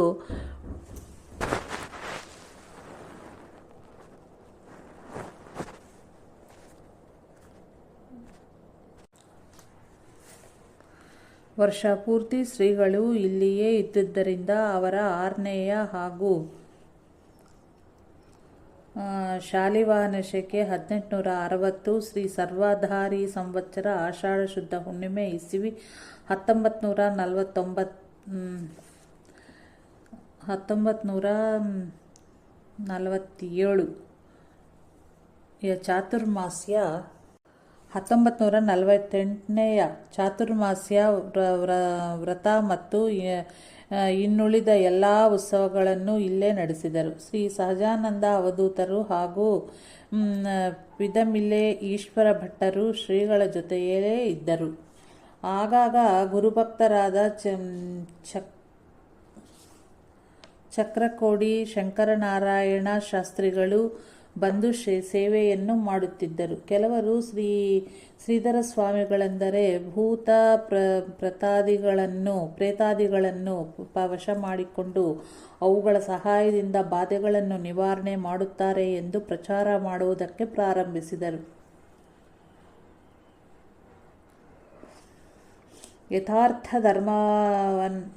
ಯಥಾರ್ಥ ಧರ್ಮವನ್ನೆರೆಯಲಾರದ ಸಾಧಕರೂ ಸಹ ಈ ಬಗೆಯ ಪ್ರಚಾರದಿಂದ ಶ್ರೀಗಳವರ ಬಳಿಗೆ ಬರುವುದನ್ನು ಬಿಡಲಾರಂಭಿಸಿದರು. ಒಂದು ದಿನ ಒಬ್ಬ ಜಿಜ್ಞಾಸನು ಭಕ್ತನು ಬಂದು, ಸ್ವಾಮಿ, ನೀವು ಈ ವೈದ್ಯ ಮಂತ್ರವಾದಿ ಕೆಲಸಗಳನ್ನು ಯಾಕೆ ಕೈಗೊಂಡಿದ್ದೀರಿ ಎಂದು ಪ್ರಶ್ನಿಸಿದನು. ಆಗ ಶ್ರೀಗಳವರು, ನಾನೇನು ಜನರನ್ನು ಕರೆಯುವುದಿಲ್ಲ. ಬಂದ ಜನರ ದುಃಖವನ್ನು ನೋಡಿದಾಗ ಅದನ್ನು ಪರಿಹಾರ ಮಾಡುವ ಪ್ರವೃತ್ತಿಯ ನನ್ನಲ್ಲಿ ಉಂಟಾಗುತ್ತದೆ ಎಂದರು. ಆಗ ಜಿಜ್ಞಾಸುವು, ಸ್ವಾಮಿ, ಆದರೆ ಜ್ಞಾನಬೋಧೆಯಿಂದ ಅವರ ಅಜ್ಞಾನವನ್ನು ಹೋಗಲಾಡಿಸದೆ ಬರಿಯ ರೋಗ ಮತ್ತು ಬಾಧೆಗಳನ್ನು ಪರಿಹರಿಸುತ್ತಾ ಹೋದರೆ ನಿಮ್ಮಂಥ ಜ್ಞಾನಿಗಳಲ್ಲಿ ಮತ್ತು ಸಾಮಾನ್ಯ ವೈದ್ಯ ಮಂತ್ರವಾದಿಗಳಲ್ಲಿ ಯಾವ ಅಂತರ ಉಳಿದಂತಾಯಿತು ಎಂದು ಕೇಳಿದನು. ಅದಕ್ಕೆ ಶ್ರೀಗಳವರು, ಮಗು, ಕತ್ತಲೆಯನ್ನು ಹೋಗಲಾಡಿಸಿ ಪ್ರಕಾಶವನ್ನು ಉಂಟು ಮಾಡುವ ಈ ಕಾರ್ಯ ಹೇಗೆ ಸೂರ್ಯನಿಗೆ ಸಂಬಂಧಪಟ್ಟದ್ದೋ ಹಾಗೆಯೇ ಜನರ ಅಜ್ಞಾನವನ್ನು ಹೋಗಲಾಡಿಸಿ ಅವರಲ್ಲಿ ಆತ್ಮಜ್ಞಾನವನ್ನು ಉಂಟು ಮಾಡುವ ಈ ಕಾರ್ಯವು ಜ್ಞಾನಿಗಳಿಗೆ ಸಂಬಂಧಪಟ್ಟಿರುವುದು. ಸಮುದ್ರದ ಅಲೆಗಳಲ್ಲಿ ಕೇವಲ ನೀರು ಮಾತ್ರ ಹೇಗೆ ತುಂಬಿರುವುದೋ ಹಾಗೆ ಜ್ಞಾನಿಯ ಕರ್ಮಗಳಲ್ಲೆಲ್ಲ ಒಂದು ಆತ್ಮಜ್ಞಾನವೇ ತುಂಬಿರುವುದು. ಹಗಲಲ್ಲಿ ಪ್ರವಾಸ ಮಾಡುವ ಜ್ಞಾನಿಗೆ ಸುತ್ತಲೂ ಸೂರ್ಯಪ್ರಕಾಶವಿದ್ದಂತೆ ಆತ್ಮ ಜ್ಞಾನೋದಯದಿಂದ ಹಗಲಿನಲ್ಲಿ ಜೀವಿತದ ಪ್ರವಾಸ ಮಾಡುವ ಜ್ಞಾನಿಗೆ ಸುತ್ತಲೂ ಆತ್ಮಸ್ವರೂಪದ ಪ್ರಕಾಶವೇ ತುಂಬಿಕೊಂಡಿರುವುದು. ಪಥಿಕನು ಹಗಲಿನಲ್ಲಿ ಪ್ರತಿ ಒಂದು ಹೆಜ್ಜೆ ಹಾಕುವಾಗಲೂ ಸೂರ್ಯಪ್ರಕಾಶವನ್ನು ಕಾಣುವಂತೆ ಜ್ಞಾನಿಯ ಪ್ರತಿ ಉಸಿರು ತೆಗೆದುಕೊಳ್ಳುವಾಗಲೂ ಆತ್ಮ ಪ್ರಕಾಶವನ್ನೇ ಕಾಣುತ್ತಾನೆ. ಮಜ್ಜಿಗೆಯಲ್ಲಿ ಬೆಣ್ಣೆ ಕಂಡಂತೆ ಜಗತ್ತಿನಲ್ಲಿ ಜ್ಞಾನಿಯ ದರ್ಶನವು ಜಗತ್ತಿನ ಸಾರಭೂತವಾದ ಬ್ರಹ್ಮಸ್ವರೂಪದಿಂದಲೇ ಆಗುವುದು. ಆದುದರಿಂದಲೇ ದರ್ಶನಾದೇವ ಸಾಧೂನಾಂ, ಸಾಧುಗಳ ಅಂದರೆ ಜ್ಞಾನಿಗಳ ದರ್ಶನದಿಂದಲೇ ಪ್ರಾಣಿಗಳು ಪಾವನವಾಗುವುದು ಎಂದು ಶ್ರೀಮದ್ ಭಾಗವತವು ಹೇಳುವುದು. ಜ್ಞಾನಿತ್ವಾತ್ವೇ ಮೇ ಮತಂ. ಜ್ಞಾನಿಯ ಜಗದಾತ್ಮ ರೂಪವಾದ ಪರಮಾತ್ಮ ಸ್ವರೂಪದಿಂದಲೇ ಇರುವನು. ಚಂದ್ರನಿಂದ ಶಾಂತ ಪ್ರಕಾಶ ಕಿರಣಗಳು ಹೊರಟು ಹಾಗೆ ಜ್ಞಾನಿಯ ರೋಮಗಳಿಂದಲೂ ಆತ್ಮಜ್ಞಾನದ ಒಂದು ಶಾಂತಿಯೇ ಯಾವಾಗಲೂ ಹೊರಸೂಸುತ್ತಿತ್ತುವುದು. ಜ್ಞಾನಿಯು ಪೌರ್ಣಮಿಯ ಚಂದ್ರನಂತೆ ಸಾಕ್ಷಿಯಾಗಿರುವನು. ಆತನ ಪ್ರಕಾಶವು ಜಗತ್ತನ್ನು ನಿರ್ಮಿಷಯ ಆನಂದದಿಂದ ಬೆಳಗಿಸುವುದು. ಇವನಿಂದ ತಾನಾಗಿಯೇ ಅನೇಕ ರೂಪದಿಂದ ಜಗದ್ಗುರುವಾಗುವನು. ಜ್ಞಾನಯೋಗ ಪರಾಯಣಂ ತು ಪಾದ ಪ್ರಕ್ಷಾಲಿತಂ ಜಲಂ ಭಾವಶುದ್ಧ್ಯಾರ್ಥಮಜ್ಞಾನಂ ತತ್ತೀರ್ಥಂ ಮುನಿಪುಂಗವ.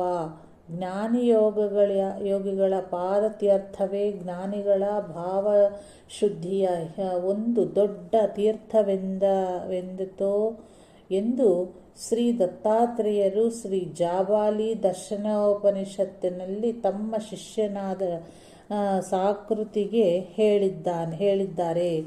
ತತ್ವಬೋಧೆಯಿಂದ ಜ್ಞಾನವನ್ನು ಹೋಗಲಾಡಿಸುವ ಕಾರ್ಯವು ಹೇಗೆ ಸಾಗುವುದೋ ಹಾಗೆಯೇ ಅದು ತೀರ್ಥಪಾನ ಪ್ರೋಕ್ಷಣಾದಿಗಳಿಂದಲೂ ಸಾಗುವುದೆಂದರ್ಥ ಅಲ್ಲವೇ? ಸರ್ವತೀರ್ಥಮಯಂ ದೇವಿ ಶ್ರೀಗುರೋ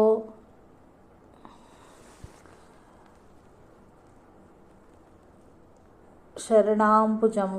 ಶ್ರೀ ಗುರು ಪಾದಪದ್ಮ ಅಂದರೆ ಆತ್ಮಜ್ಞಾನಿಯ ಪಾದಪದ್ಮವು ಸಕಲ ತೀರ್ಥಗಳ ರೂಪವಾಗಿರುವುದು. ಇದು ಗುರುಗೀತದಲ್ಲಿ ಬಂದದ. ಅಜ್ಞಾನ ಮೂಲ ಹರಣಂ ಜನ್ಮ ಕರ್ಮ ನಿವಾರಣಂ ಜ್ಞಾನ ವೈರಾಗ್ಯ ಸಿದ್ಧ್ಯರ್ಥಂ ಗುರುಪಾದೋದಂ ಬಿಭೇತ್. ಎಲ್ಲ ಅನರ್ಥಗಳಿಗೂ ಮೂಲವಾಗಿ ಇರುವ ಅಜ್ಞಾನವನ್ನು ತೊಲಗಿಸುವ ಹಾಗೂ ಜನ್ಮ ಕರ್ಮಗಳನ್ನು ನಿವಾರಿಸುವ ಗುರು ಪಾದೋದಕವನ್ನು ಜ್ಞಾನ ವೈರಾಗ್ಯಗಳ ಲಾಭಕ್ಕಾಗಿ ಪಾನ ಮಾಡಬೇಕೆಂದು ಶ್ರೀ ಗುರು ಗೀತೆಯಲ್ಲಿ ಹೇಳಲಾಗಿದೆ. ತೀರ್ಥ ಕೊಡುವ ಕಾರ್ಯವನ್ನು ಕೂಡ ಜ್ಞಾನಿಗಳು ಅಜ್ಞಾನ ಪರಿಹರಿಸುವುದಕ್ಕಾಗಿಯೇ ಮಾಡುತ್ತಾರೆಂತಲೂ ಸಾಧಕರು ತೀರ್ಥವನ್ನು ಸ್ವೀಕರಿಸುವುದು ಅಜ್ಞಾನ ನಾಶಕ್ಕೋಸ್ಕರವಾಗಿಯೇ ಎನ್ನುವುದು ಇದರಿಂದ ಸ್ಪಷ್ಟವಾಗುವುದಲ್ಲವೇ. ಒಬ್ಬ ಹುಡುಗನಿಗೆ ಔಷಧಿ ಕೊಡಬೇಕಾದರೆ ತಾಯಿಯು ಮೊದಲು ಹೇಗೆ ಸಿಹಿ ತಿಂಡಿ ಇತ್ಯಾದಿ ಅನೇಕ ಆಸೆಗಳನ್ನು ತೋರಿಸಿ ಔಷಧಿ ಕೊಡಿಸುವಳು, ಹಾಗೆ ರೋಗವೂ ಕಡಿಮೆಯಾಗುತ್ತಾ ಬಂದರಂತೆ ಅದರಲ್ಲಿ ವಿಶ್ವಾಸವೂ ಪಟ್ಟಿ ತಾನಾಗಿ ಔಷಧಿಯನ್ನು ಸೇವಿಸಿ ಗುಣ ಹೊಂದುವಂತೆಯೇ ಅಜ್ಞಾನಿ ಜೀವಗಳ ಭವರೋಗಕ್ಕೆ ಜ್ಞಾನರೂಪಿ ಜೀವನ ಔಷಧವು ರುಚಿಸದಿರುವಾಗ ಸಿಹಿ ತಿಂಡಿ ರೂಪವಾದ ಬಾಧ ರೋಗಗಳ ನಿವೃತ್ತಿಯನ್ನು ಒದಗಿಸಿಕೊಡಲು ಅದರಿಂದ ಗುರು ಪರಮಾತ್ಮನಲ್ಲಿ ಶ್ರದ್ಧಾ ಹುಟ್ಟಿ ನಿಜವಾದ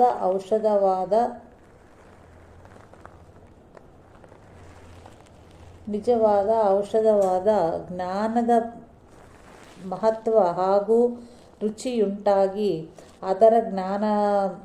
ಅದರ ಪಾನವನ್ನು ಮಾಡುವನಲ್ಲವೇ. ಜ್ಞಾನಿಗಳು ನೋಡಲಿ, ಸಂಕಲ್ಪಿಸಲಿ, ಸ್ಪರ್ಶಿಸಲಿ, ತೀರ್ಥ ಕೊಡಲಿ, ತತ್ವಬೋಧೆಯನ್ನು ಮಾಡಲಿ, ಅವರ ನಡೆ ನುಡಿ ನೋಟಗಳೆಲ್ಲ ಅಜ್ಞಾನ ನಿವಾರಣೆಗಾಗಿಯೇ ಇರುವವು. ಭೂತ ಪಿಶಾಚಿಗಳಲ್ಲಿ ಕ್ರಿಮಿ ಕೀಟಕಾದಿಗಳಲ್ಲಿ ಅವರಿಗೆ ಆತ್ಮಭಾವನೆಯೇ ಇರುವುದು. ಅವರ ಆನಂದ ಘನಸ್ವರೂಪವೇ ನಿಜವಾದ್ದು. ಅಜ್ಞಾನದ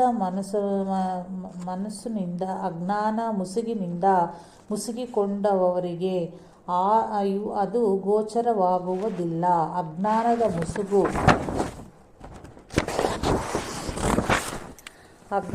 ಮುಸುಗು ತೆಗೆಯುವ ಪ್ರಯತ್ನವನ್ನು ಜ್ಞಾನಿಗಳು ತಮ್ಮ ಎಲ್ಲ ಕಾರ್ಯಗಳಿಂದ ಮಾಡುವರು.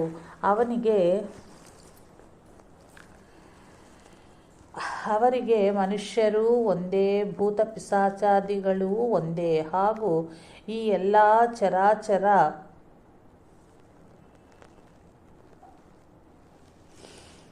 ವಿಶ್ವವೂ ಒಂದೇ. ಸನ್ಯಾಸಿಗಳಿಗೆ ಪ್ರಣವದ ಹೊರತು ಮಂತ್ರವಿಲ್ಲ. ಸರ್ವಾತ್ಮದೃಷ್ಟಿಯ ಹೊರತು ಜೀವನವಿಲ್ಲ ಮತ್ತು ಅದ್ವಿತೀಯ ಆನಂದದ ಹೊರತು ಅವರಿಗೆ ಇನ್ಯಾವ ಅಸ್ತಿತ್ವವೂ ಇಲ್ಲ. ಸರ್ವಾತ್ಮ ಭಾವದಿಂದ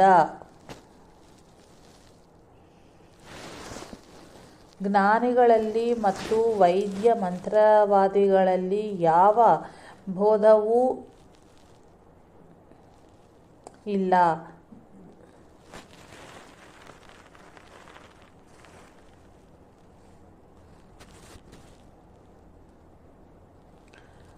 ಭೇದವಣಿಸುವುದೇ ಆದರೆ ಅವರ ದೃಷ್ಟಿಕೋನದಲ್ಲಿಯೂ ಅವರ ಕೈಗೊಂಡ ಸಾಧನದಲ್ಲಿಯೂ ಭೇದವಿದೆಯೆಂದು ಹೇಳಬಹುದು. ತಿಳಿಯತೆ ಮಗು ಎಂದರು.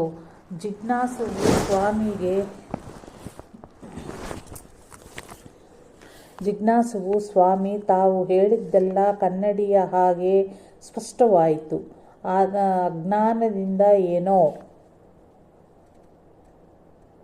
ಅಜ್ಞಾನದಿಂದ ಏನು ಹೇಳಿದೆ ಅದನ್ನು ತಾವು ಕ್ಷಮಿಸಬೇಕು. ನನ್ನ ಮೇಲೆ ತಮ್ಮ ಅಕ್ಷಯ ಕೃಪೆ ಇರಬೇಕು ಎಂದು ನಮಿಸಿದನು. ಮಂಗಳೂರಿನಲ್ಲಿ ಶ್ರೀರಾಮನವಮಿ ಉತ್ಸವವು ಸಮೀಪಿಸುತ್ತಿತ್ತು. ಕಣ್ಣೂರು ವಾಸುದೇವಯ್ಯ ಶಾನ್ಭೋಗರು ಎಂಬ ಒಬ್ಬ ಸದ್ಗೃಹಸ್ಥರು ಬಂದು, ಈ ವರ್ಷದ ರಾಮನವಮಿ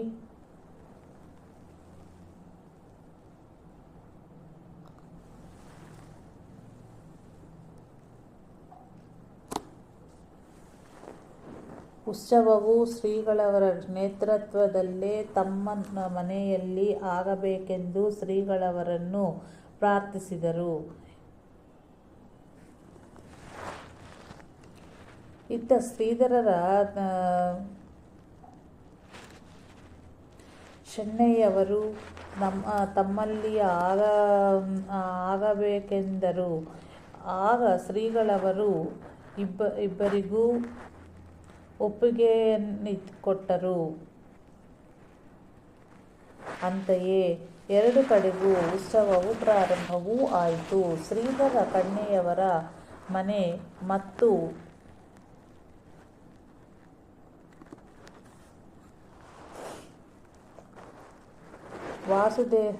ವಾಸುದೇವಯ್ಯನವರ ಮನೆ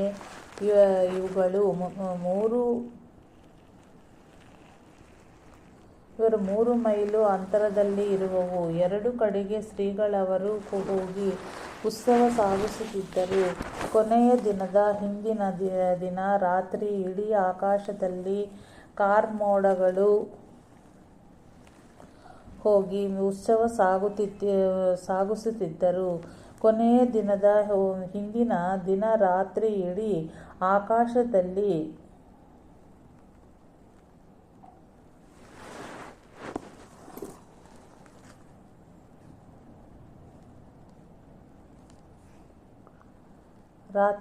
ಆಕಾಶದಲ್ಲಿ ಕಾರ್ಮೋಡವು ಮುಸುಗಿ ಗುಡುಗು ಮಿಂಚುಗಳಿಂದ ಕೂಡಿ ಭಾರೀ ಮಳೆ ಸುರಿಯುತ್ತಿತ್ತು. ನಾಳೆಯೂ ಉತ್ಸವವು ಹೇಗೆ ಸಾಗುವುದೆಂಬ ಚಿಂತೆ ರಾತ್ರಿ ಇಡೀ ಎರಡೂ ಕಡೆಯವರಿಗೂ ಆಯಿತು. ಶೆಣೈಯವರ ಮನೆಯಾದರೂ ವಿಶಾಲವಾಗಿತ್ತು. ಆದರೆ ವಾಸುದೇವಯ್ಯನವರು ಅಷ್ಟೊಂದು ದೊಡ್ಡದಲ್ಲ. ಅಂಗಳದಲ್ಲಿ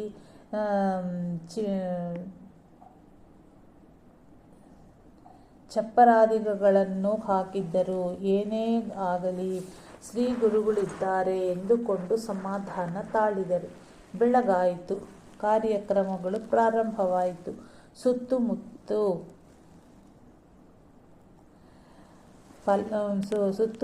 ಎಲ್ಲ ಕಡೆಯೂ ಮಳೆಯು ಸುರಿಯುತ್ತಿತ್ತು. ಈ 3 ಮೈಲು ಪರಿಧಿಯಲ್ಲಿ ಮಾತ್ರ ಅಂದು ಒಂದು ಹನಿ ಮಳೆಯೂ ಬೀಳಲಿಲ್ಲ. ಎರಡು ಕಡೆಯೂ ಉತ್ಸವವು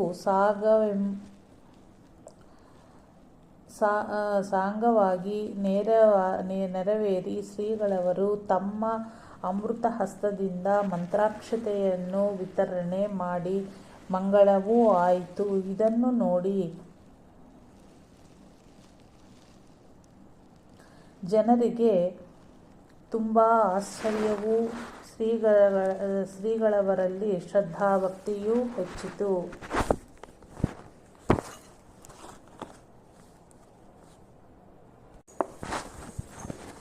ನಿತ್ಯದಂತೆ ಒಂದು ದಿನ ಶೆಣ್ಣಯ್ಯವರು ತಮ್ಮ ಕುಟುಂಬದೊಂದಿಗೆ ಶ್ರೀಗಳವರ ದರ್ಶನಕ್ಕೆ ಬಂದು ನಮಸ್ಕರಿಸಿ ಕುಳಿತುಕೊಂಡರು. ಹೊರಗಿನ ಜನರು ಬೇರೆ ಯಾರೂ ಇರಲಿಲ್ಲ. ಶ್ರೀಗಳವರು ಭಿಕ್ಷೆಯನ್ನು ಪೂರೈಸಿ ಆನಂದವಾಗಿ ಕುಳಿತಿದ್ದರು. ಇವರು ಕುಳಿತಿದ್ದದನ್ನು ನೋಡಿ ಶ್ರೀಗಳವರು ಗೃಹಸ್ಥ ಧರ್ಮ ಎಂಬ ವಿಷಯವನ್ನೆತ್ತಿ, ಗೃಹಸ್ಥನು ತನ್ನ ಮನೆಯ ಬಾಗಿಲಿಗೆ ಬಂದವನನ್ನು ಅತಿಥಿ ದೇವೋಭವ ಎಂಬ ದೃಷ್ಟಿಯಿಂದ ಯಥಾಸಾಧ್ಯ ಸೇವೆಗೈಯಬೇಕು. ಅದಕ್ಕಾಗಿಯೇ ಶ್ರುತಿಯು ತನ್ಮಾದ್ಯಾಯ ಶಯಕಯಾ ಚ ವಿಧಯಾ ಬಹ್ವನಂ ಪ್ರಾಪ್ನುಯಾತ್.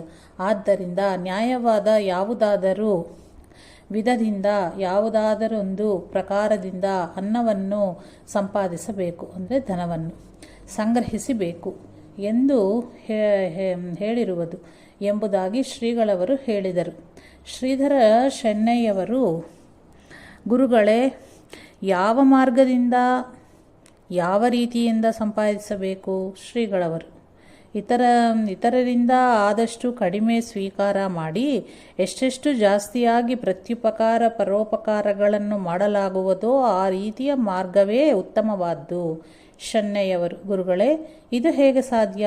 ಶ್ರೀಗಳವರು, ತಮ್ಮ ನೋಡು, ಸೂರ್ಯನು ತನ್ನ ಕಿರಣಗಳಿಂದ ಜಲಶೋಷಣೆಯನ್ನು ಮಾಡುವನು ಅಲ್ಲವೇ? ಆದರೆ ಸೂರ್ಯನು ಜಲಶೋಷಣೆಯನ್ನು ಹೇಗೆ, ಯಾವಾಗ, ಎಷ್ಟು ಮಾಡುವನು ಅಥವಾ ಮಾಡಿದನೆಂಬುದು ಯಾರಿಗಾದರೂ ತಿಳಿಯುವುದೇ? ಆಮೇಲೆ ಆ ಸೂರ್ಯನೇ ಮಳೆಯನ್ನು ಸುರಿಸಿ ಪೃಥ್ವಿಯನ್ನು ಜಲಸಮೃದ್ಧಿಯನ್ನಾಗಿ ಮಾಡುವ ಅಲ್ಲವೇ?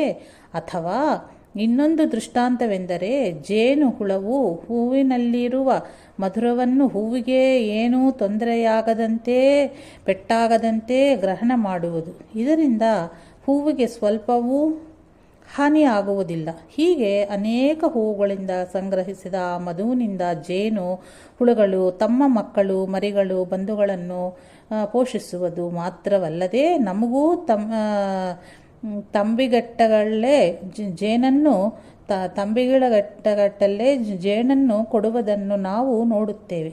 ಇದರಂತೆ ಯಾರಿಗೂ ದುಃಖ ಕಷ್ಟವನ್ನು ಕೊಡದೆ ನ್ಯಾಯಾರ್ಜಿತ ಸಂಪಾದನೆ ಮಾಡಿ ನಮ್ಮ ಹಾಗೂ ಪರರ ಜೀವನ ಸುಖಕ್ಕಾಗಿ ವ್ಯಯ ಮಾಡುವುದೇ ಗೃಹಸ್ಥ ಧರ್ಮ ಎಂದು ಶ್ರೀಗಳವರು ಉತ್ತರಿಸಿದರು. ಒಂದು ದಿನ ಧ್ಯಾನದಲ್ಲಿ ಅವರ ಪೂರ್ವಾಶ್ರಮದ ತಾಯಿಯವರು ಕಾಣಿಸಿಕೊಂಡು, ನಮ್ಮ ಕುಲದ ಮೂಲಸ್ಥಳವಾದ ದೇಗಲೂರಿನಲ್ಲಿ ನಿಧಿಯ ಮೇಲೆ ಇಬ್ಬರು ಬ್ರಹ್ಮರಾಕ್ಷಸಿಗಳಿದ್ದಾರೆ. ಹಣದ ವ್ಯಾಮೋಹದಿಂದ ಅವರು ಅತ್ತಿತ್ತ ಸರಿಯದೆ ಅಲ್ಲೇ ಇದ್ದಾರೆ. ಆದ್ದರಿಂದ ನೀನು ಅಲ್ಲಿಗೆ ಹೋಗಿ ಅವರ ಮೇಲೆ ತೀರ್ಥವನ್ನು ಪ್ರೋಕ್ಷಿಸಿ ಅವರನ್ನು ಉದ್ಧಾರ ಮಾಡು ಎಂದು ಹೇಳಿದರು. ಶ್ರೀಗಳು ಹಾಗೆಯೇ ಆಗಲೆಂದು ಆಶ್ವಾಸನವಿತ್ತು ಕೂಡಲೇ ದೇಗಲೂರಿಗೆ ಹೊರಟರು. ಶ್ರೀ ಶೆಣ್ಣಯ್ಯನವರು ಮೈಸೂರಿನವರಿಗೆ ತಮ್ಮ ವ್ಯಾನಿನಲ್ಲಿ ಶ್ರೀಗಳನ್ನು ಕರೆದುಕೊಂಡು ಹೋಗಿ ಶ್ರೀ ಮಂಜುನಾಥ ಅಯ್ಯರವರ ಮನೆಯಲ್ಲಿ ಬಿಟ್ಟು ಬಂದರು. ಸಜ್ಜನಗಡದಿಂದ ಬೀಳ್ಕೊಡುವಾಗ ಅವರ ಮನೆಗೆ ಬರುತ್ತೇನೆ ಎಂದು ಹೇಳಿದ್ದರಿಂದ ಅಲ್ಲಿ ಒಂದೆರಡು ದಿನಗಳು ಇದ್ದು ನಂತರ ಮೈಸೂರಿನಿಂದ ರೈಲಿನಲ್ಲಿ ದೇಗಲೂರಿಗೆ ಬಂದರು. ದೇಗಲೂರಿನಲ್ಲಿ ಶ್ರೀಗಳು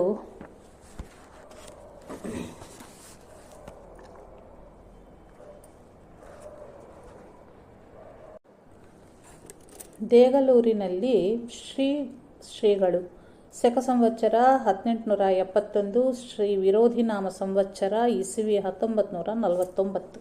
ದೇಗಲೂರಿನ ಸುಪ್ರಸಿದ್ಧ ದುಂಡಾ ಮಹಾರಾಜರ ಮಠದಲ್ಲಿ ತಂಗಿದ ಶ್ರೀಗಳನ್ನು ಮಠಾಧಿಪತಿಗಳು ಹಾಗೂ ಎಲ್ಲರೂ ಅತ್ಯಂತ ಆದರಾಭಿಮಾನಗಳಿಂದ ಸತ್ಕರಿಸಿದರು. ಮಠದವರಿಂದ ಹಾಗೂ ಅಲ್ಲಿನ ಹಿರಿಯರಿಂದ ತಮ್ಮ ಪೂರ್ವಾಶ್ರಮದ ಮನೆಯ ಬಗ್ಗೆ ವಿಚಾರಿಸಿದ ಶ್ರೀಗಳು ಅಲ್ಲಿಗೆ ಹೋದರು. ಪತಕ್ಯಾಂಚವಾಡ ಎಂಬ ಹೆಸರಿನ ಭವ್ಯವಾದ ಆ ಮನೆಯ ಬಹುಭಾಗ ಬಿದ್ದು ಹೋಗಿ ನಿಧಿಯಿದ್ದ ಸ್ಥಳದಲ್ಲಿನ ಮಾಳಿಗೆಯೂ ಮಾತ್ರ ಉಳಿದುಕೊಂಡಿತ್ತು. ಶ್ರೀಗಳು ನಿಧಿಯ ಮೇಲಿದ್ದ ಆ ಬ್ರಹ್ಮರಾಕ್ಷಸನನ್ನು ಉದ್ದೇಶಿಸಿ, ನಿಮ್ಮ ನಿಧಿಗಾಗಿ ನಾನು ಬಂದಿಲ್ಲ, ನಾನು ಸನ್ಯಾಸಿ, ಅದರ ಸಂಬಂಧವೂ ನನಗಿಲ್ಲ.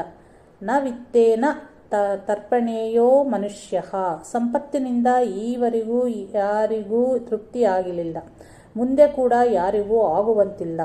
ಭೋಗ ಏವ ಮಹಾರೋಗಃ ಸಂಪದಃ ಪರಮಾಪದಃ ವಿಯೋಗಾಗೈವ ಸಂಯೋಗ ಅಧಯೋ ವ್ಯಾಧಯೋ ನೃಣಾಮೋ. ಭೋಗಗಳೇ ರೋಗಗಳು, ಸಂಪತ್ತೇ ದೊಡ್ಡ ವಿಪತ್ತು. ಆಗಲೂ ಏಕಾಗಿಯೇ ಸೇರುವಿಕೆಯೇ ಸ್ಪಷ್ಟವಾಗುವುದಕ್ಕಾಗಿಯೇ ಪ್ರಾಪ್ತಿ, ಚಿಂತೆಯೇ ದೊಡ್ಡ ವ್ಯಸನ ಹಾಗೂ ರೋಗವಾಗಿರುವುದು. ಅರಿವಿನ ರೂಪವಾದ ಆತ್ಮನೇ ನಿಜವಾದ ಆನಂದ ರೂಪವಾಗಿರುವನು. ಹುಟ್ಟಿದ್ದಕ್ಕೆ ಅಳಿಗಾಳುವು ಇದ್ದೇ ಇರುವುದು. ಹುಟ್ಟು ಸಾವುಗಳಿಲ್ಲದ ಅರಿವು ಮಾತ್ರ ಆನಂದ ರೂಪವಾಗಿದೆ. ಅದೇ ಆತ್ಮ. ಈ ಆತ್ಮರೂಪನೇ ನೀನಾಗಿದ್ದರೆ ನಿನಗೆ ಹುಟ್ಟು ಸಾವು ನೋವು ಏನೂ ಇರದೆ, ಯಾವ ಇಚ್ಛೆಯೂ ನಿನಗಾಗದೆ ನೀನು ಆನಂದ ರೂಪವಾದ ಬ್ರಹ್ಮಗಾಗಿ ಬಾಳುವಿ. ಇದೇ ಮುಕ್ತಿ. ಇದಕ್ಕೆ ಬ್ರಹ್ಮ ಸಾಯುಜ್ಯವೆನ್ನುವರು. ನೀವಿಬ್ಬರೂ ಮಣ್ಣಿನ ಪರ್ಯಾಯವಾದ ಹೊನ್ನಿನ ಆಶೆಯನ್ನು ಬಿಟ್ಟು ಆನಂದ ಸ್ವರೂಪವನ್ನು ಬ್ರಹ್ಮೈಕ್ಯವನ್ನು ಪಡೆಯಿರಿ. ನನ್ನನ್ನು ಮೋಕ್ಷಗುರು ಎಂದು ಭಾವಿಸಿರಿ ಎಂದು ಹೇಳಿ ಅವರಿಬ್ಬರನ್ನು ಆಕರ್ಷಿಸಿ ತೀರ್ಥವನ್ನು ಕೊಟ್ಟು ಉದ್ಧರಿಸಿದರು. ದುಂಡಾ ಮಹಾರಾಜರ ಮಠದ ರಾಮ ಮಂದಿರದ ಎದುರಿಗೆ ಸ್ಥಾಪನೆಗೆ ಆಗಿದ್ದ ಒಂದು ಕಲ್ಲು ಇತ್ತು. ಅಲ್ಲಿದ್ದವರಿಗೆ ಯಾರಿಗೂ ಅದು ಏನೆಂದು ತಿಳಿದೇ ಇರಲಿಲ್ಲ. ಅದು ತಮ್ಮ ಪೂರ್ವಾಶ್ರಮದ ಮನೆತನವರು ಸಮಾಧಿ ಎಂದು ಶ್ರೀಗಳ ಅಂತರ್ದೃಷ್ಟಿಗೆ ಅರಿವಾಯಿತು. ಅದೇ ರಾತ್ರಿ ಜೊತೆಗಿದ್ದ ಬಾಲಕೃಷ್ಣ ಬುವಾನಿಗೆ ಇದು ಇಂಥವರ ಸಮಾಧಿ, ಅದಕ್ಕೆ ಅಭಿಷೇಕ ಮಾಡು ಎಂದು ದೃಷ್ಟಾಂತವೂ ಆಯಿತು. ಮರುದಿನ ಆತನು ಅಭಿಷೇಕ ಮಾಡಿದನು. ಶ್ರೀಗಳು ಪೂರ್ವಾಶ್ರಮದ ಬೇರೆ ಕವಲಿನ ಮನೆಯವರ ಪ್ರಾರ್ಥನೆಯಂತೆ ಅವರ ಮನೆಗೆ ಹೋಗಿ ಪಾದಪೂಜೆ ಭಿಕ್ಷೆಯನ್ನು ಸ್ವೀಕರಿಸಿ ಅವರನ್ನು ಆಶೀರ್ವದಿಸಿದರು. ನಂತರ ದೇಗಲೂರಿನಿಂದ ಹೊರಟು ಶ್ರೀಗಳು ಇಂದೂರು ಬೋಧನಕ್ಕೆ ನಿಜಾಮಾಬಾದ್ ಬಂದು ತಲುಪಿ ಇಲ್ಲಿನ ಉದ್ಧವ ಸ್ವಾಮಿಗಳ ಮಠದಲ್ಲಿ ತಂಗಿದರು. ಈ ಉದ್ಧವ ಸ್ವಾಮಿಗಳೆಂದರೆ ಶ್ರೀ ಸಮರ್ಥರ ಮೊದಲನೆಯ ಶಿಷ್ಯರು. ಇವರ ತಾಯಿಯು ಸಹಗಮನಕ್ಕೆ ಹೊರಟಾಗ ಆಕೆಯೇ ಪತಿಗೆ ಪ್ರಾಣದಾನ ಮಾಡಿ ನಿಮಗೆ ದಶಪುತ್ರರಾಗಿ ನಿಮ್ಮ ಕುಲಕ್ಕೆ ದಶಪುತ್ರ ಎಂಬ ಅಡ್ಡ ಹೆಸರು ಬರುವುದೆಂದು ಶ್ರೀ ಸಮರ್ಥರು ಟಾಕಲಿಯ ತಪಸ್ಸಿನ ಕಾಲದಲ್ಲಿ ಹರಿಸಿದ್ದರು. ಆ ದಂಪತಿಗಳ ದಶಪುತ್ರರ ಪೈಕಿ ಜ್ಯೇಷ್ಠರಾದ ಈ ಉದ್ಧವ ಸ್ವಾಮಿಗಳು ಈ ಶ್ರೀ ಸಮರ್ಥರ ಚರಣಕ್ಕೆ ಅರ್ಪಿಸಲ್ಪಟ್ಟವರು. ಇವರು ಬ್ರಹ್ಮಚಾರಿಗಳಾಗಿದ್ದು ಆ ಸಂಪ್ರದಾಯವೇ ಈ ಪೀಠದಲ್ಲಿ ಇದುವರೆಗೂ ನಡೆದು ಬಂದಿದೆ. ಶ್ರೀಗಳು ಇಲ್ಲಿಯ ಮಠಾಧಿಪತಿಗಳ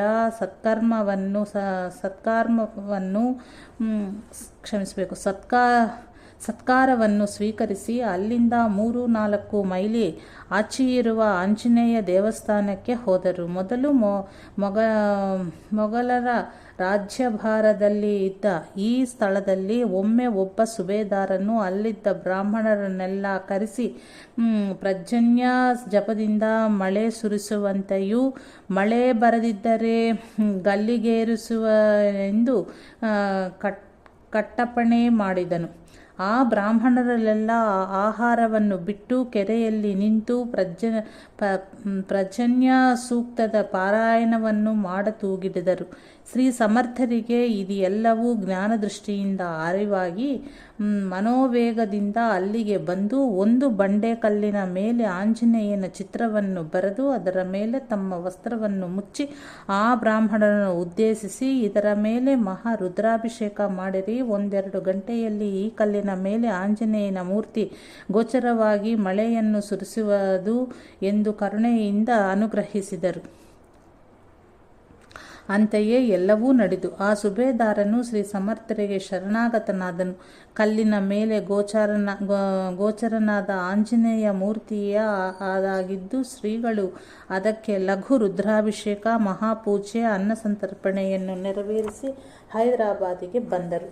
ಹೈದರಾಬಾದಿನಲ್ಲಿ ಶ್ರೀಗಳು ಬಾಲ್ಯದಲ್ಲಿ ಮನೆ ಬಿಟ್ಟು ನಂತರ ಹೈದರಾಬಾದಿಗೆ ಈಗ ಮರಳಿ ಬಂದಾಗ ಪೂರ್ವಾಶ್ರಮದ ಚಿಕ್ಕಮ್ಮ ತ್ರಿವೇಣಿ ಬಾಯಿ ಮತ್ತು ಸಾಪತ್ನ ಭಗನಿಯ ಮಗನಾದ ದತ್ತೋಪಂತ್ ಕಮಲಾಪುರಕರು ಮಾತ್ರ ಉಳಿದಿದ್ದರು. ಅವರಿಗೆ ದರ್ಶನ ಕೊಡುವುದಕ್ಕಾಗಿ ಅವರ ಮನೆಯಲ್ಲಿ ಮನೆಯಲ್ಲೇ ಶ್ರೀಗಳು ಬಂದು ಇಳಿದುಕೊಂಡರು. ಶ್ರೀಗಳು ಇಲ್ಲಿಗೆ ಬಂದು ಒಂದೆರಡು ದಿನಗಳಾದಾಗ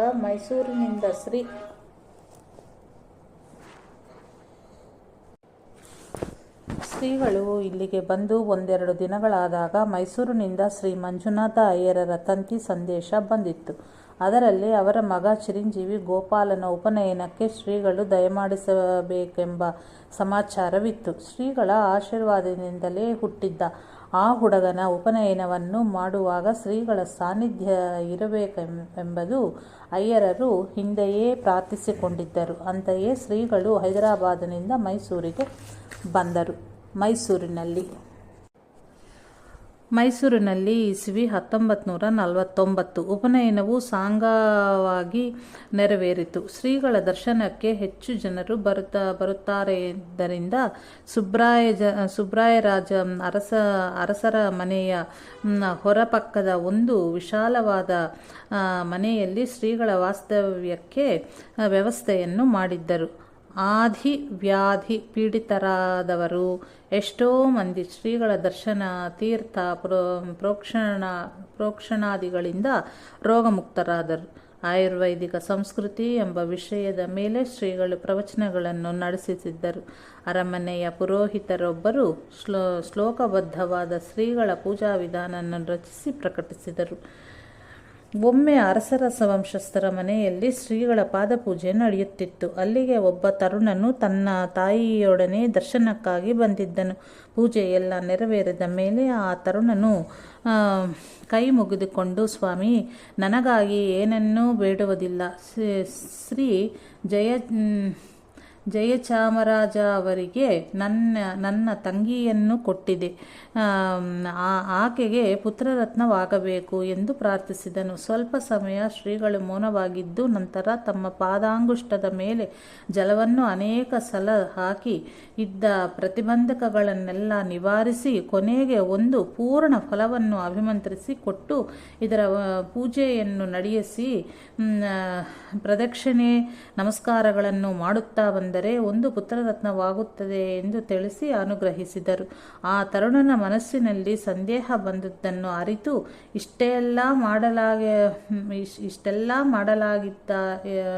ಮಾಡಲಾಗಿದ್ದರೆ ಒಂದು ಪವಿತ್ರವಾದ ಪೆಟ್ಟಿಗೆಯಲ್ಲಿ ಇದನ್ನೇ ಇಟ್ಟು ಇಷ್ಟೆಲ್ಲ ಮಾಡಲಾಗದಿದ್ದರೆ ಒಂದು ಪವಿತ್ರವಾದ ಪೆಟ್ಟಿಗೆಯಲ್ಲಿ ಇದನ್ನಿಟ್ಟು ಸ್ನಾನವಾದ ಮೇಲೆ ಅರಿಶಿನ ಕುಂಕುಮವನ್ನು ಇಟ್ಟರೂ ಸಾಕು. ಅದು ಸಾಧ್ಯವಾಗದಿದ್ದರೆ ಸ್ನಾನವಾದ ಮೇಲೆ ಕುಳಿತ ಕಡೆಯಿಂದಲೇ ಭಕ್ತಿಯಿಂದ ಮನಸ್ಸಿನಲ್ಲಿ ನಮಸ್ಕರಿಸಿದ್ದರೂ ಸಾಕು, ಪುತ್ರರತ್ನವಾಗುತ್ತೆ ಎಂದು ತಿಳಿಸಿದರು. ಶ್ರೀಗಳು ತಿಳಿಸಿದಂತೆಯೇ ನಡೆದುಕೊಳ್ಳಲು ಒಬ್ಬ ಪುತ್ರನೂ ಜನಿಸಿದನು. ಆತನೇ ಶ್ರೀಕಂಠದತ್ತ ನರಸಿಂಹರಾಜ ಒಡೆಯರ್. ಮೈಸೂರಿನ ಸುಬ್ರಾಯ ರಾಜ ಅರಸನ ಮನೆಯಲ್ಲಿ ಹೆಚ್ಚು ಕಡಿಮೆ ಶ್ರೀಗಳವರ ವಾಸ್ತವ್ಯವು 1.5-2 ತಿಂಗಳಿತ್ತು.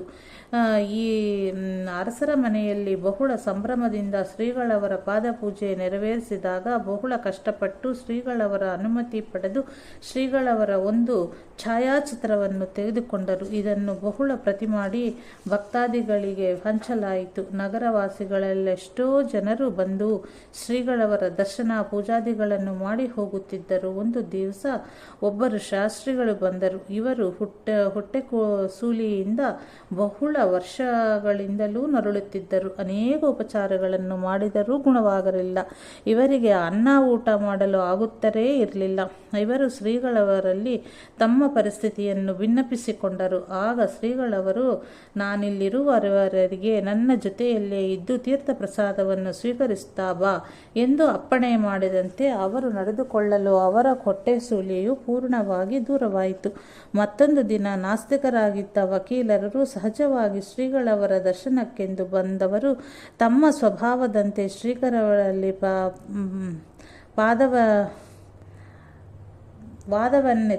ಎತ್ತಿದರು.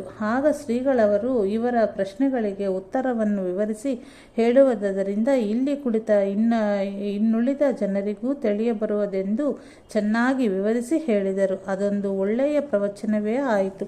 ಅದರ ಸಾರಾಂಶವೂ ಈ ಕೆಳಗಿನಂತೆ ಇದೆ. ಯಾವುದೇ ಒಂದು ವಿಷಯ ವಸ್ತುವನ್ನು ವಿಚಾರ ಹೋದಾದರೂ ಕಾರ್ಯ ಕಾರಣಗಳೆಂಬ ಎರಡೂ ಇದ್ದೇ ಇರುವುದು. ಆಗುವ ಎಲ್ಲ ಕಾರ್ಯಗಳಿಗೂ ಒಂದು ಕಾರಣವೂ ಇರಲೇಬೇಕು. ಕಾರಣವಿಲ್ಲದೆ ಯಾವುದೇ ಕಾರ್ಯವೂ ಆದದು ಎಲ್ಲಿಯೂ ಕಂಡು ಕೇಳಿ ಬಂದಿಲ್ಲ. ನಮ್ಮ ವೇದಶಾಸ್ತ್ರಗಳಲ್ಲಿ ಈ ಕಾರಣರೂಪನಾದ ದೇವರ ಅಸ್ತಿತ್ವದ ವಿಷಯ ಚೆನ್ನಾಗಿ ವಿವರಿಸಲ್ಪಟ್ಟಿದೆ. ಆ ವೇದಗಳನ್ನು ಅಲ್ಲಗಳೆಯವನ ದೃಷ್ಟಿಯಿಂದ ಅದನ್ನು ಒಂದಡಿಗಿಟ್ಟು ವಿಚಾರ ಮಾಡೋಣ. ನೋಡಿ, ಪ್ರತ್ಯಕ್ಷವಾಗಿ ಕಣ್ಣಿಗೆ ತೋರುವ ಈ ಪ್ರಪಂಚದ ರಚನೆಯ ವ್ಯವಸ್ಥೆಯಲ್ಲಿ ಕಾರ್ಯಕಾರಣ ಭಾವವನ್ನು ಬಿಡದೆ ಹುಡುಕುತ್ತಾ ಹೋದರೂ ಒಂದು ಕಾರಣರೂಪವಾದ ದೇವರ ಕಲ್ಪನೆಯನ್ನು ತಂದುಕೊಂಡ ಹೊರತು ಅವನಿಗೆ ನಿಲ್ಲುವುದಕ್ಕೆ ಎಲ್ಲೆಲ್ಲಿಯೂ ನೆಲೆಯೇ ಸಿಗುವುದಿಲ್ಲ. ಜಗತ್ತಿನ ಸ್ವಭಾವವನ್ನು ಸ್ವಲ್ಪ ವಿಚಾರ ಮಾಡಿ ನೋಡಿರಿ. ಒಂದು ದೇಶದ ಭಾಗದಲ್ಲಿ ಬೆಳೆಯುವಂತಹ ವಸ್ತು ಬೆಳೆಗಳು ಇನ್ನೊಂದು ದೇಶ ಭಾಗದಲ್ಲಿ ಬೆಳೆಯುವುದಿಲ್ಲ. ಭೂಮಿ ಎಂಬುದು ಒಂದೇ, ಆದರೂ ಒಂದು ಮಣ್ಣಿನಲ್ಲಿ ಬೆಳೆಯುವ ವಸ್ತು ಇನ್ನೊಂದು ಮಣ್ಣಿನಲ್ಲಿ ಆಗುವುದಿಲ್ಲ ಎಂಬುದು ಎಲ್ಲರಿಗೂ ತಿಳಿದ ಸಂಗತಿ. ಇದರಿಂದ ದೇಶವು ಒಂದು ನಿಯಮಕ್ಕೆ ಒಳಪಟ್ಟಿರುವಂತೆ ಕಾಣುವುದಿಲ್ಲವೇ? ಆಯಾಯ ಗಿಡ ಮರ ಬಳ್ಳಿಗಳಲ್ಲಿ ಹೂವು ಹಣ್ಣುಗಳು ಆಗುವುದು ನಿಯಮಿತ ಕಾಲದಲ್ಲಿಯೇ ಸರಿ. ಕೆಲವು ಮಾತ್ರ ಎಲ್ಲ ಕಾಲದಲ್ಲಿಯೂ ಫಲಿಸುವುದೇ ಅದರ ನಿಯಮ.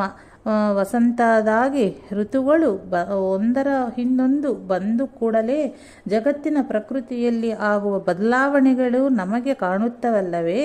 ಅಂತೆಯೇ ಹಗಲಿರುಳು ಸಹ ನಿಯಮಕ್ಕುಳ್ಳಪಟ್ಟಂತೆಯೇ ಸಾಗುತ್ತಿರುವವು.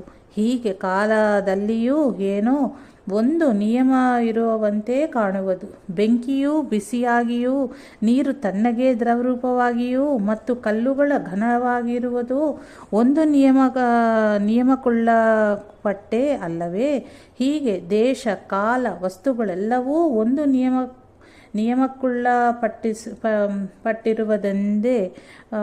ಪಟ್ಟಿರುವುದೆಂಬುದು ಸ್ಪಷ್ಟವಾಗುವುದು.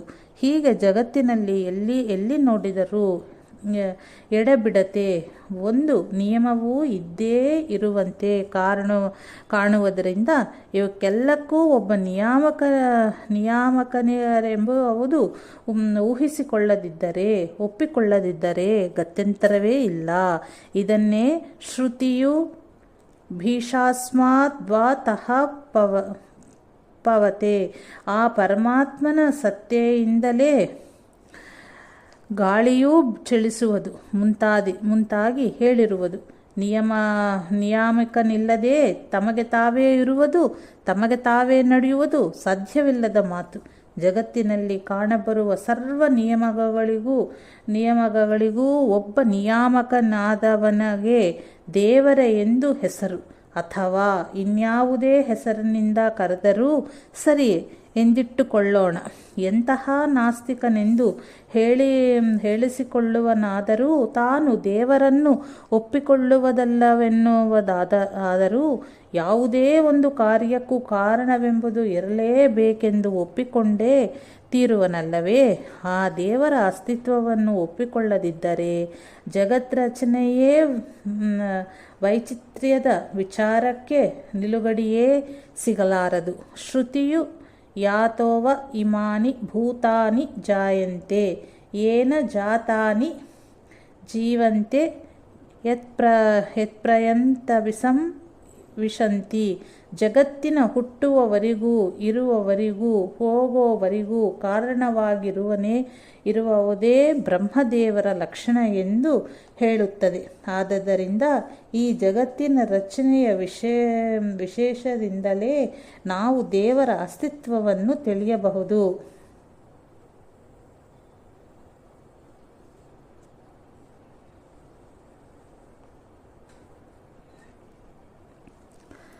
ಜಗತ್ರಚನೆಯ ವೈಚಿತ್ರ್ಯವನ್ನು ನೋಡಿ ವಿಚಾರ ಮಾಡಿದವರು ಅದರ ಮೂಲ ಕಾರಣದ ವಿಷಯವಾಗಿ ಬಗೆಬಗೆಯಾದ ಅಭಿಪ್ರಾಯವನ್ನು ಹೊಂದಿದ್ದಾರೆ. ಸತ್ವ, ರಜ, ತಮ ಎಂಬ 3 ಗುಣಗಳ ಸೇರುವಿಕೆಯಿಂದ ಜಗತ್ತಾಯಿತೆಂದು ಕೆಲವರ ಅನ್ನೋದಾದರೆ, ಅಣುಗಳೆಲ್ಲ ಒಂದಕ್ಕೊಂದು ಕೂಡಿ ಆಯಿತೆಂದು ಕೆಲವರ ಅಭಿಪ್ರಾಯ. ಆಧಾರವೇನೂ ಇಲ್ಲದೆ ಜಗತ್ತು ತಾನಾಯಿತೆಂದು ಕೆಲವರ ಮತ. ಇಂಥ ಕಲ್ಪನೆಗಳಿಗೆಲ್ಲ ವಿಚಾರ ಮಾಡಹೋದರೆ ಇವುಗಳೆಲ್ಲ ವಿಚಾರದ ಅಪೂರ್ಣ ಸ್ಥಿತಿಯಲ್ಲಿ ಹೊರಬಿದ್ದವುಗಳಾಗಿರುವವೆಂದು ತಿಳಿಯಬರುವುದು. ಹಾಗೆಂದರೆ ಗುಣಗಳು ಸೇರಿ ಜಗತ್ತಾಗುವುದಾದರೆ ಅವುಗಳನ್ನು ಸೇರಿಸುವುದಕ್ಕೆ ಒಬ್ಬನು ಬೇಕೋ ಬೇಡವೋ? ಜಡವಾದಗಳು ತಾವು ಹೇಗೆ ಸೇರಿಕೊಂಡಾವು? ಅಣುಗಳ ಸೇರುವಿಕೆಗೂ ಇದೇ ಉತ್ತರ. ಇನ್ನು ಆಧಾರವೇನೂ ಇಲ್ಲದೆ ಜಗತ್ತು ಹುಟ್ಟಿತೆಂಬ ಮಾತು ತಾಯಿ ಇಲ್ಲದೆ ಮಗು ಹುಟ್ಟಿತೆಂಬಷ್ಟು ಅಸಮಂಜಸವಾಗಿದೆ. ಇದನ್ನೆಲ್ಲ ಯೋಚನೆ ಮಾಡಿದರೆ ಜಗತ್ತಿಗೆ ಒಂದು ಚೇತನ ಕಾರಣವು ಬೇಕೇ ಬೇಕು, ಇರಲೇಬೇಕೆಂಬುದು ಸ್ಪಷ್ಟವಾಗುವುದು. ಎಲ್ಲೆಡೆಯಲ್ಲಿಯೂ ಆಶ್ಚರ್ಯವನ್ನುಂಟು ಮಾಡುವ ವಿಧೊಂದು ಪರಮಾತ್ಮನ ವಿಚಿತ್ರ ಶಕ್ತಿಯ ಕೈವಾಡ. ಇದನ್ನು ವಿಚಾರ ಮಾಡಿ ನೋಡಿದ್ದಲ್ಲಿ ಆ ಪ್ರಭುವಿನ ಅಚಿಂತ್ಯ ಶಕ್ತಿಯ ಆ ತರ್ಕ ವಿಲಾಸವು ಎಂತಹವರಿಗೂ ಬೆರಗನ್ನುಂಟು ಮಾಡುವುದು. ಆಕಾಶ, ವಾಯು, ಅಗ್ನಿ, ಜಲ, ಭೂಮಿ ಇವು ಒಂದರಲ್ಲೊಂದು ಇದ್ದದ್ದನ್ನು ನೋಡಿದರೆ ಒಂದಕ್ಕಿಂತೊಂದು ಮಹದಾಶ್ಚರ್ಯವನ್ನು ಉಂಟು ಮಾಡುವುದು. ಇಷ್ಟು ದೊಡ್ಡ ಭಾರವಾದ ಪೃಥ್ವಿಯು ನೀರಿನಲ್ಲಿ ನಿಂತಿರುವುದಲ್ಲ. ಆಕಾಶವೆಂಬ ಒಂದು ಧೂಳಿನಲ್ಲಿ ತೋರಿ ಬರುವ ಈ ಜಗದ್ವಿಲಾಸವನ್ನು ಹೀಗೆ ಎಂದು ವರ್ಣಿಸಲು ಬಾಯಿ ಕಟ್ಟಿ ಹೋಗುವುದು. ಮನಸ್ಸು ಆಶ್ಚರ್ಯದಲ್ಲಿಯೇ ಸ್ತಬ್ಧವಾಗಿ ನಿಲ್ಲುವುದು. ಸರ್ವಾಶ್ಚರ್ಯಮಯಂ ನಭಃ. ಸೂರ್ಯ, ಚಂದ್ರ, ಗೋಳಗಳು, ಲಕಿಸುವ ಅನಂತ ತಾರೆಗಳು, ಸಂಧ್ಯಾ ಸಮಯದ ದೃಶ್ಯವೂ ಪ್ರಾತಃಕಾಲದ ಆಯಾ ಸಮಯಗಳ ದೃಶ್ಯವೂ ಇವೆಲ್ಲವೂ ಮೃದು ಮಧುರ ಸಂವೇದನೆಯನ್ನು ಉಂಟು ಮಾಡಿ ಹೃದಯವನ್ನು ಅರಳಿಸಿ ಬಿಡುವವು. ಆ ವಿಶಾಲ ಮಹಾ ಸಮುದ್ರಕ್ಕೆ ಕಟ್ಟು ಕಟ್ಟಿದವರು ಯಾರು? ಸೂರ್ಯ, ಚಂದ್ರ, ನಕ್ಷತ್ರಾದಿಗಳಿಗೆ ಪ್ರಕಾಶವನ್ನು ತುಂಬಿದವರು ಯಾರು? ಕಣ್ಣಿನಲ್ಲಿ ಬೆಳಕನ್ನಿಟ್ಟವರು ಯಾರು? ಅವುಗಳಿಗೆ ನೋಡುವ ಶಕ್ತಿಯು ಯಾರಿಂದ ಬಂದಿರುವುದು? ದೇಹದೊಳಗೆ ಎಲ್ಲೋ ಕಾಣದ ಸ್ಥಳದಲ್ಲಿ ತೋರುವ ಮನಸ್ಸು ಆಲೋಚಿಸುವ ಎಲ್ಲ ವಿಚಾರಗಳನ್ನು ಅದಕ್ಕಾಗುವ ದೃಶ್ಯದ ಪರಿಜ್ಞಾನವನ್ನು ಭಾವಿಸಿದರೆ ಎಷ್ಟು ಆಶ್ಚರ್ಯವಾಗುವುದು. ಒಂದು ರೇತಸ್ಸುಗಳ ಬಿಂದುವಿನಲ್ಲಿ ಕರ ಚರಣಾದಿಗಳು ಅಂಕುರಿಸಿ ಪ್ರಾಣ ಕಲೆಯಿಂದ ತುಂಬಿ ಬೆಳೆದು ಹೊರಬಂದು ಆ ಸಮಯಕ್ಕೆ ತಾಯಿಯ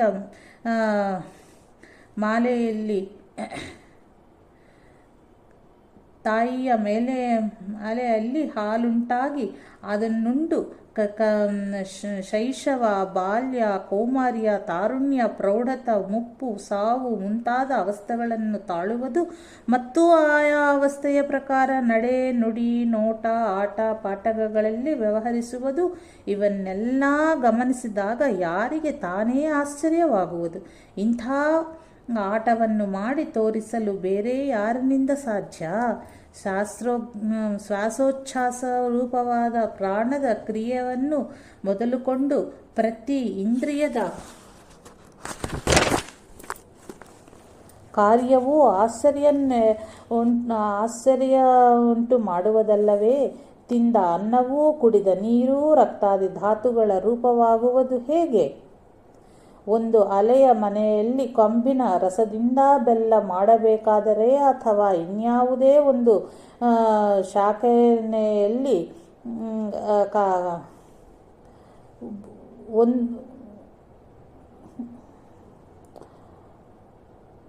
ಒಂದು ಆಲೆಯ ಮನೆಯಲ್ಲಿ ಕಬ್ಬಿನ ರಸದಿಂದ ಬೆಲ್ಲ ಮಾಡಬೇಕಾದರೆ ಅಥವಾ ಇನ್ಯಾವುದೇ ಒಂದು ಕಾರ್ಖಾನೆಯಲ್ಲಿ ಒಂದು ಯಂತ್ರ ತಯಾರು ಮಾಡಬೇಕಾದರೆ ಎಷ್ಟು ಜನರು, ಎಷ್ಟೆಲ್ಲ ಸಲಕರಣೆಗಳು. ಇಲ್ಲಿ ಯಾವುದೊಂದು ತೋರದೆ ಆಗುವ ಸಪ್ತ ಧಾತುಗಳ ಕಾರ್ಯವನ್ನು ನೋಡಿದರೆ ಯಾರಿಗೆ ತಾನೇ ಆಶ್ಚರ್ಯವಾಗುವುದು. ಇದಕ್ಕೆಲ್ಲ ಕಾರಣರು ನಿಯಾಮಕರಾರು.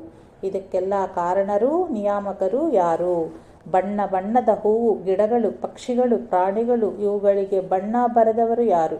ಪಕ್ಷಿಗಳಿಗೆ ಆಕಾಶದಲ್ಲಿ ಹಾರುವ ಶಕ್ತಿ, ಜಲಚರ ಪ್ರಾಣಿಗಳಿಗೆ ಅಲ್ಲಿಯ ವ್ಯವಸ್ಥೆ, ಇನ್ನು ಆಯಾ ಪ್ರಾಣಿ ಪಕ್ಷಿಗಳಿಗೆ ಭಿನ್ನ ಭಿನ್ನ ಧ್ವನಿ, ಕೂಗು, ಸ್ವರಗಳು. ಇವನ್ನೆಲ್ಲ ನೋಡಿದರೆ ಇವಕ್ಕೆಲ್ಲ ಅಧಿಪತಿಯಾದ ಒಬ್ಬ ಕಾರಣ ಪುರುಷ ಇರಬೇಕು ಎಂದು ಮನದಟ್ಟಾಗುವುದಲ್ಲವೇ? ಈ ಎಲ್ಲ ಆಶ್ಚರ್ಯಕರವಾದ ಕಾರ್ಯಗಳು ಯಾವಾತನ ಸಹಜ ಲೀಲೆಗಳ ಇರುವುದೋ ಅವನೇ ದೇವರು. ಯಥಾವಾನ್ಯಸ್ಯ ಮಹಿಮಾ. ವಿಶ್ವವು ಅವನದೊಂದು ಮಹಿಮೆ. ಅವನಿಗೆ ಪ್ರತಿ ಇಲ್ಲ. ನ ತಸ್ಯ ಕಶ್ಚಿತ್ತಸ್ತಿ ಲೋಕೆ ನ ಚೇಷಿತಾ ನೈವ ಚ ತಸ್ಯ ಲಿಂಗಂ. ಸ ಕಾರಣಂ ಕರಣಾಧಿವಾಧಿಪೋ ನ ಚಾಸ್ಯ ಕಶ್ಚಿತ್ ಜನಿತಾ ನ ಬಾಧಿಪಃ.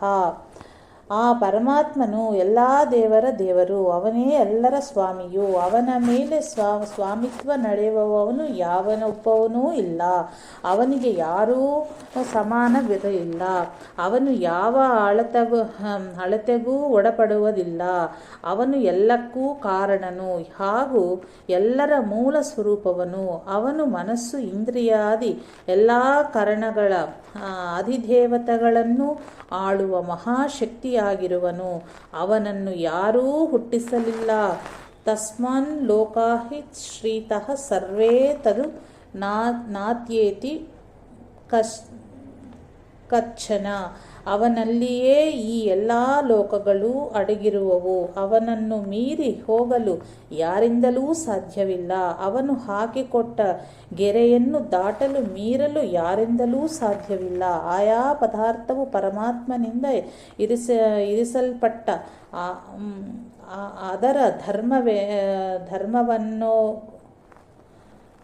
ಅದರ ಧರ್ಮವನ್ನು ಗೂಡಿಕೊಂಡಿರುವುದು.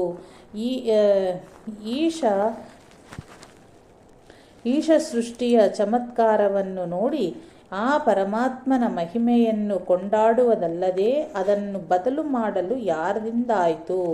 ಈಶ ಸೃಷ್ಟಿಯ ಪದಾರ್ಥವಂತೆ ಒಂದು ಪದಾರ್ಥವನ್ನಾದರೂ ಮಾಡಲು ಯಾರಿಂದ ತಾನೇ ಸಾಧ್ಯ? ಆಧುನಿಕ ಭೌತಿಕ ಶೋಧದ ಚಮತ್ಕಾರವು ಆ ಪರಮಾತ್ಮನ ಶಕ್ತಿಯ ಆವಿಷ್ಕಾರವಲ್ಲದೆ ಮತ್ತೊಂದಲ್ಲ.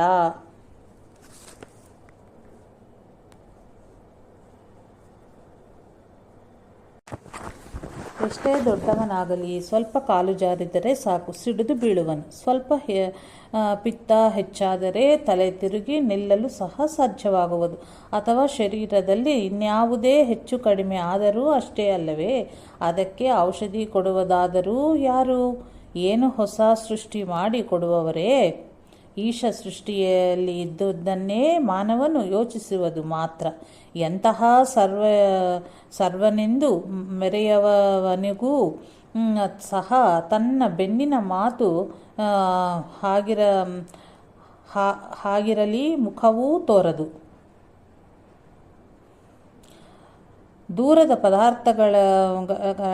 ದೂರದ ಪದಾರ್ಥಗಳರಲಿ ಅವನ ದೇಹದಲ್ಲಿ ಇರುವ ಪದಾರ್ಥಗಳೂ ಸಹ ತೋರುವು. ಯಾರ ಇಚ್ಛೆಯೂ ಸಂಪೂರ್ಣವಾದದ್ದು ಇದುವರೆಗೂ ಇಲ್ಲ. ಪರಮಾತ್ಮನೊಬ್ಬನು ಶಾಸನ ಕರ್ತೃವಿರುವಾಗ ಯಾರಿಗೆ ಯಾವ ಸ್ವಾತಂತ್ರ್ಯ ತಾನೇ ಇರುವುದು? ದೇವನೊಬ್ಬನಿಲ್ಲವೆಂದಾಗಿದ್ದರೆ ಇದೆಲ್ಲವೂ ನಮ್ಮ ಅಧೀನವಾಗಬೇಕಾಗಿತ್ತು. ಎಲ್ಲರ ಇಚ್ಛೆಯೂ ಪೂರ್ಣವಾಗಬೇಕಾಗಿತ್ತು. ಹಾಗೆಲ್ಲಿಯೂ ಇಲ್ಲ. ವಿಚಾರ ಮಾಡುವಲ್ಲಿ ಈ ತುಸು ತಿಳುವಳಿಕೆಯೂ ಮತ್ತು ಅಲ್ಪ ಸಾಮರ್ಥ್ಯದ ಮಾನವರಿಗೆ ಹೆಮ್ಮೆ ಪಡಲು ಯಾವ ಹೆಡೆಯೂ ಇಲ್ಲ. ಸರ್ವತಾ ಬೇಡವೆಂದೆನ್ನುವಾಗಲೂ ಎಷ್ಟೋ ವಿರುದ್ಧ ಘಟನೆಗಳೂ ಸಂಭವಿಸುವುದು. ಸಮುದ್ರ ವಲಯಾಂಕಿತವಾದ ಇಡೀ ಪೃಥ್ವಿಯನ್ನೇ ತಮ್ಮ ಪೌರುಷದಿಂದ ಪಾದಾಕ್ರಾಂತ ಮಾಡಿದ ಅಸಂಖ್ಯ ಚಕ್ರಪತಿಗಳು ಆಯುಷ್ಯ ತುಂಬಿತೊಡನೆ ಆ ಮೃತ್ಯುವಿಗೆ ತುತ್ತಾದರಲ್ಲದೆ ಯಾರೂ ಉಳಿಯಲಿಲ್ಲ. ಒಂದು ಕಾಲದಲ್ಲಿ ಮಹಾವೈಭವದಿಂದ ಮೆರೆದ ಸ್ಥಳದಲ್ಲಿ ಈಗ ಘೋರವಾದ ಅಡವಿಯಿದ್ದಲ್ಲಿ ಇಂದು ಗಗನಭೇದಿ ಉತ್ತುಂಗ ಪ್ರಾಸಾದಗಳೂ ಕಂಗೊಳಿಸುತ್ತವೆ. ನೀರಿದ್ದಲ್ಲಿ ಭೂಮಿಯೂ, ಭೂಮಿಯಿದ್ದಲ್ಲಿ ನೀರೂ ಆಯಿತು. ಯಾರ ಗೊಡವೆಯೂ ಇಲ್ಲದ ಸೃಷ್ಟಿಚಕ್ರವು ಪರಮಾತ್ಮನ ಒಂದು ಶಾಸನಕ್ಕೆ ಒಳಪಟ್ಟು ಅಖಂಡ ದಂಡಾಯಮಾನವಾಗಿ ನಡೆಯುತ್ತದೆ. ಇದನ್ನು ಬಗ್ಗಿಸಿ ತಮ್ಮ ಪದಕ್ಕೆ ತರಬೇಕೆಂದು ಹೋರಾಡಿ ಗೆದ್ದವರು ಇದುವರೆಗಿಲ್ಲ. ಪರಮಾತ್ಮನ ಸತ್ತೆಗೆ ಇದರಾಳಾಗಿ ನಿಲ್ಲದೆ ಅವನ ಶಾಸನಕ್ಕೆ ಒಳಪಟ್ಟು ಅವನ ಅನುಗ್ರಹವನ್ನು ಪಡೆದವರು ಮಾತ್ರ ಆ ಪರಮಾತ್ಮನಲ್ಲಿ ಒಂದಾಗಿ ಆನಂದ ಸ್ವರೂಪಿಗಳಾದರು. ದೇವರೆಲ್ಲಿದ್ದಾನೆ, ನಮಗೆಲ್ಲರಿಗೂ ಏಕೆ ಕಾಣುವುದಿಲ್ಲ ಮತ್ತು ಅವನನ್ನು ಹೊಂದುವ ಉಪಾಯವೇನು ಮುಂತಾದ ಪ್ರಶ್ನೆಗಳು ಉದ್ಭವಿಸುತ್ತವೆ. ನಿನ್ನ ಮನಸ್ಸಿನಲ್ಲಿಯೂ ಬಂದಿರಬಹುದು.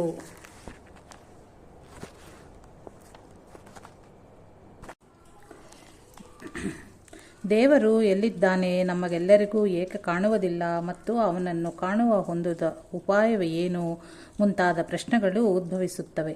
ನಿನ್ನ ಮನಸ್ಸಿನಲ್ಲಿಯೂ ಬಂದಿರಬಹುದು. ದೇವರು ಪರಮಾತ್ಮನು ಎಲ್ಲಿದ್ದಾನೆ ಎಂದರೆ ಆತನು ಅಲ್ಲಿ ಇಲ್ಲಿ ಎಂದಿಲ್ಲ, ಸರ್ವವ್ಯಾಪಿಯಾಗಿ ಇದ್ದಾನೆ.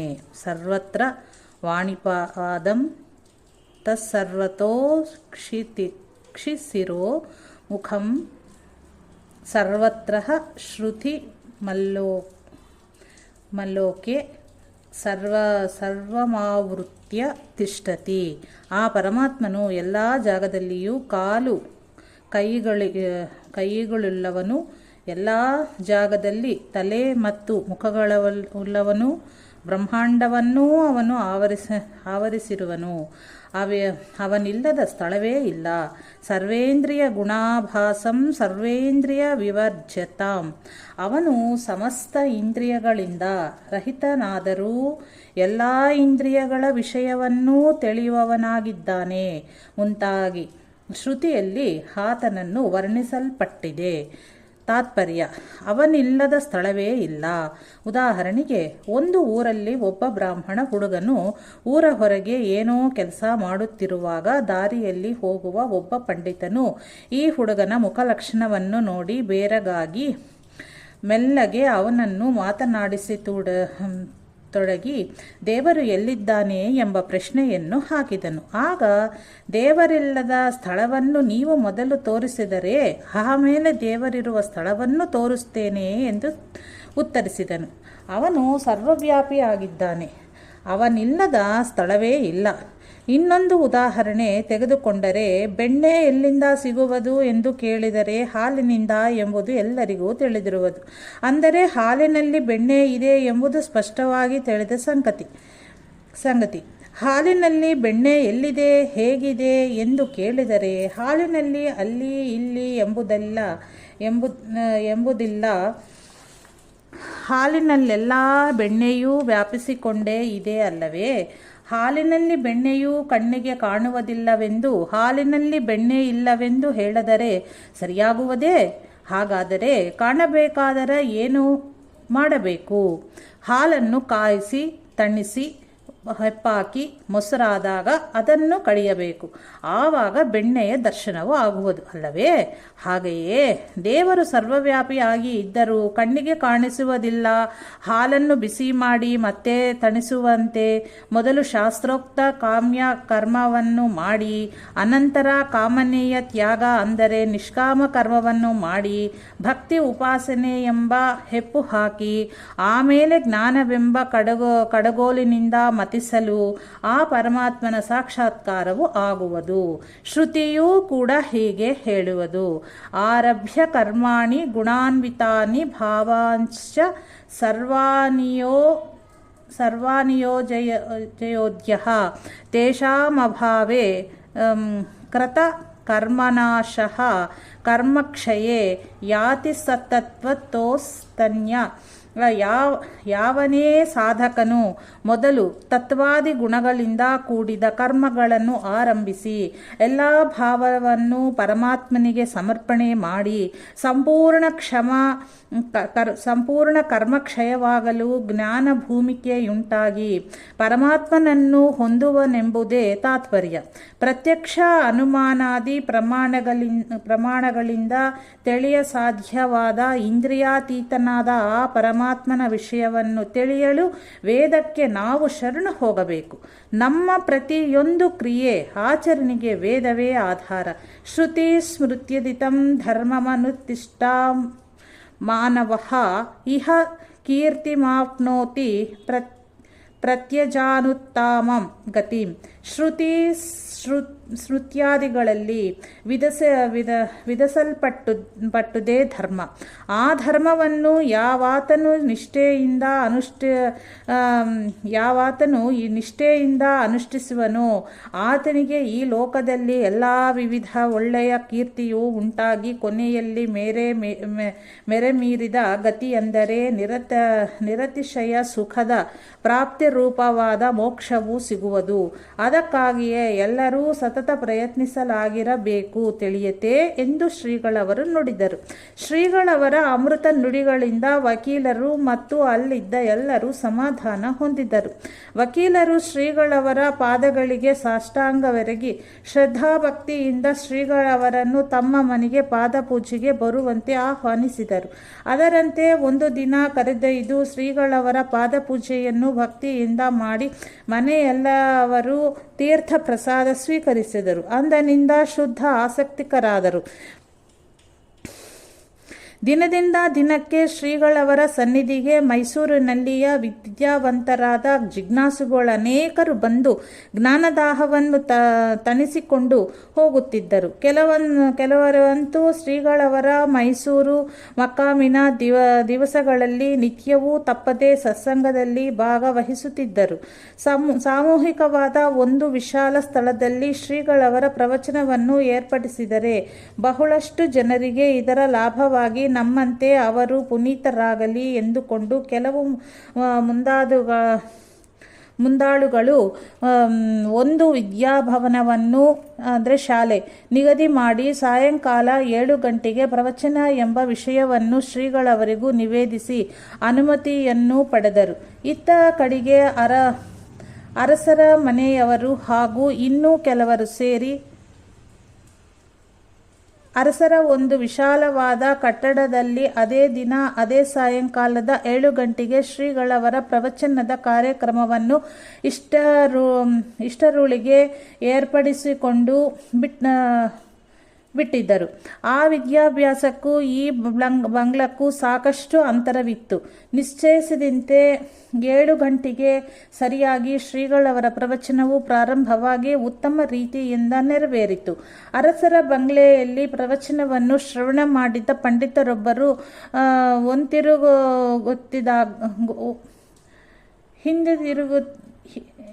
ಹಿಂತಿರುಗುತ್ತಿದ್ದಾಗ ಇವರ ಮಿತ್ರ ಪಂಡಿತರೊಬ್ಬರು ಭೇಟಿಯಾದರು.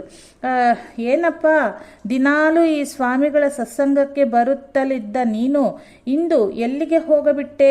7 ಗಂಟೆಗೆ ವಿದ್ಯಾಭವನದಲ್ಲಿ ಪ್ರವಚನವಿತ್ತು. ಜನರು ಬಹಳ ಸೇರಿದ್ದರು. ಇವತ್ತಿನ ವಿಷಯ ಬಹಳ ಚೆನ್ನಾಗಿತ್ತು.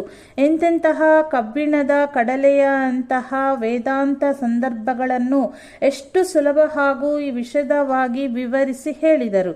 ನೀನು ಮಾತ್ರ ತಪ್ಪಿಸಿಕೊಂಡು ಬಿಟ್ಟಿಯಲ್ವಾ, ಏನಾಯ್ತು ಎಂದರು. ಅದಕ್ಕೆ ಅವರು, ನೀನು ಏನು ಹೇಳುತ್ತಿದ್ದೀಯಪ್ಪ, ನನಗೊಂದೂ ಅರ್ಥವಾಗಿಲ್ಲ. ಆಗೋದಿಲ್ಲ. ಅಂದರೆ ವಿದ್ಯಾಭವನದಲ್ಲಿ 7 ಗಂಟೆಗೆ ಶ್ರೀಸ್ವಾಮಿಗಳ ಪ್ರವಚನವಾಯಿತು ಎಂದೇ. ಅದೇ 7 ಗಂಟೆಗೆ ನಾನು ಅರಸರ ಬಂಗಲೆಯಲ್ಲಿ ಶ್ರೀ ಸ್ವಾಮಿಗಳ ಪ್ರವಚನ ಶ್ರವಣ ಮಾಡಿ ಈಗ ತಾನೇ ಬರುತ್ತಿದ್ದೇನೆ. ಅಲ್ಲಿಯೂ ಬಹಳ ಜನರು ಸೇರಿದ್ದರು. ಅವರ ಪ್ರವಚನ ಯಾವಾಗಲೂ ಅಮೋಘವಾದರೆ ಸರಿ. ಆಹಾ, ಒಂದೇ ಕಾಲದಲ್ಲಿ 2 ಕಡೆಗೆ ದರ್ಶನ ಕೊಟ್ಟು ಪ್ರವಚನ ಮಾಡಿ ಭಕ್ತರನ್ನು ಆಶೀರ್ವದಿಸಿದ್ದು ಅದ್ಭುತ, ಮಹತ್ವವೇ ಸರಿ ಎಂದು ಕೊಂಡಾಡಿಕೊಂಡರು. ಒಂದು ದಿನ ಒಬ್ಬ ಘನ ವಿದ್ವಾಂಸರು ಬಂದರು. ಇವರು ತಾವು ಪಂಡಿತರೆಂಬ ಅಭಿಮಾನದಿಂದ ತುಂಬಿದ್ದರು. ಶ್ರೀಗಳವರ ವಿದ್ವತ್ತನ್ನು ಪರೀಕ್ಷಿಸಬೇಕೆಂದು ಮನದಲ್ಲಿಟ್ಟುಕೊಂಡು ಕೆಲವು ಪ್ರಶ್ನೆಗಳನ್ನು ಹಾಕಬೇಕು ಎಂಬ ಉದ್ದೇಶದಿಂದಲೇ ಬಂದವರು ಹಾಗೆಯೇ ಒಂದು ದಿವಸ ಸನ್ನಿಧಿಯಲ್ಲಿ ಉಳಿದರು. ಶ್ರೀಗಳವರ ಪ್ರತಿಯೊಂದು ನಡೆ ನುಡಿಯನ್ನು ನಿರೀಕ್ಷಿಸುತ್ತಲಿದ್ದರು. ಶ್ರೀಗಳವರು ಬೇರೆಯವರ ಹತ್ತಿರ ಹೇಗೆ ಏನು ಮಾತು ಬಂದಾಗ ವಿದ್ಯಾ ದದಾತಿ ವಿನಯಾದ್ಯಾತಿ ಪಾತ್ರತಾಂ ಮತ್ತು ಪೂರ್ಣ ಕುಂಭಂ ನ ಕರೋತಿ ಶಬ್ದಂ. ವಿದ್ಯೆಯ ಲಕ್ಷಣವೇ ವಿನಯವು. ವಿನಯದಿಂದ ಒಳ್ಳೆಯ ಪಾತ್ರೆಯನ್ನು ಹೊಂದುವನು ಮತ್ತು ತುಂಬಿದ ಕೊಡ ತುಳುಕದು ಎನ್ನುವುದಾಗಿ ಸಹಜವಾಗಿ ನುಡಿದರು. ಇದನ್ನು ಈ ವಿದ್ವಾಂಸರು ಕೇಳಿದರು. ಈ ವಾಕ್ಯವು ಕಿವಿಗೆ ಬಿದ್ದಾಗಲೇ ಅಹಂಕಾರವೆಂಬ ವಿಷಯ ಸಮರ್ಪಕ್ಕೆ ಗರುಡ ಮಂತ್ರಂದಾಯಿತು ಅಂದರು. ಆದರೂ ಸುಮ್ಮನಿದ್ದರು. ಕೊನೆಗೆ ಶ್ರೀಗಳು ಸ್ನಾನ ಮಾಡಿಕೊಂಡು ಬರುವಾಗ ಎದುರಿಗೆ ವಿದ್ವಾಂಸರಿದ್ದರು. ಶ್ರೀಗಳವರು ಅವರನ್ನು ನೋಡಿ, ತಮ್ಮ, ನಾನು ಕಲಿತವನಲ್ಲ, ನನ್ನಲ್ಲಿರುವುದು ಪ್ರಣವ ಮಾತ್ರ ಗೊತ್ತಾಯಿತೋ ಎಂದು ನಗುತ್ತಾ ಹೇಳಿದರು. ನನ್ನಲ್ಲಿ ಇರುವುದು ಪ್ರಣವ ಮಾತ್ರ ಎಂಬ ಮಾತಿನಲ್ಲಿ ಪ್ರಣವದ ಅರ್ಥ, ಅದರ ಮಹತ್ವ ಇವುಗಳನ್ನೆಲ್ಲ ಓದಿದವರಾದ್ದರಿಂದ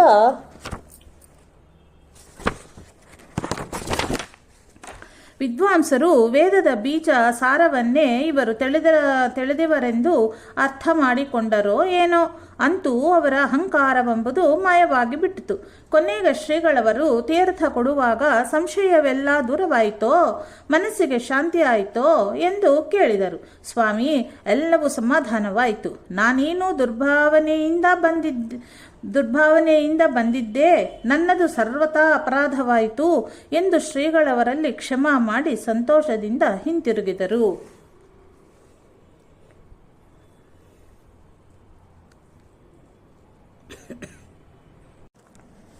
ಮುನಯೋಪಿ ನ ಜಾನಂತಿ ಗುರು ಶುಶ್ರೂಷೇಣ ವಿಧಿಂ. ಋಷಿ ಮುನಿಗಳು ಸಹ ಗುರುಸೇವೆಯ ವಿಧಿಯನ್ನು ಪೂರ್ಣವಾಗಿ ತಿಳಿಯಲಾರರು ಎಂಬುದಾಗಿ ಗುರುಗೀತೆಯಲ್ಲಿ ಹೇಳಿರುವಂತೆ ಗುರುಸೇವೆ ಎಂಬುದು ಸಾಮಾನ್ಯವಲ್ಲ, ದೊಡ್ಡ ತಪಸ್ಸೇ ಸರಿ. ಭಕ್ತನು ಶ್ರೀಗುರುವಿನಲ್ಲಿ ಎಷ್ಟು ಸೂಕ್ಷ್ಮ ದೃಷ್ಟಿಯಿಂದ ನಡೆದುಕೊಂಡರೂ ಅಲ್ಲವೇ ಸರಿ.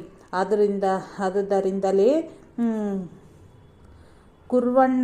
ಕುರ್ವಣಾಜ್ಞಾಂ ದಿವಾರಾತ್ರೌ ದಾಸವನ್ನಿ ವಸೇರ್ದುರ್ಗೌ. ಹಗಲು ರಾತ್ರಿಯೂ ಶ್ರೀ ಗುರುವಿನ ಆಜ್ಞೆಯನ್ನು ಪಾಲಿಸುತ್ತಾ ಸೇವಕನಂತೆ ಆತನ ಬಳಿ ಇರಬೇಕೆಂದು ಹೇಳಿರುವುದು. ಇದು ಆ ಗುರು ಕೃಪೆಯಿಂದಲೇ ಲಭಿಸತಕ್ಕದಾಗಿ ಇರುವುದು.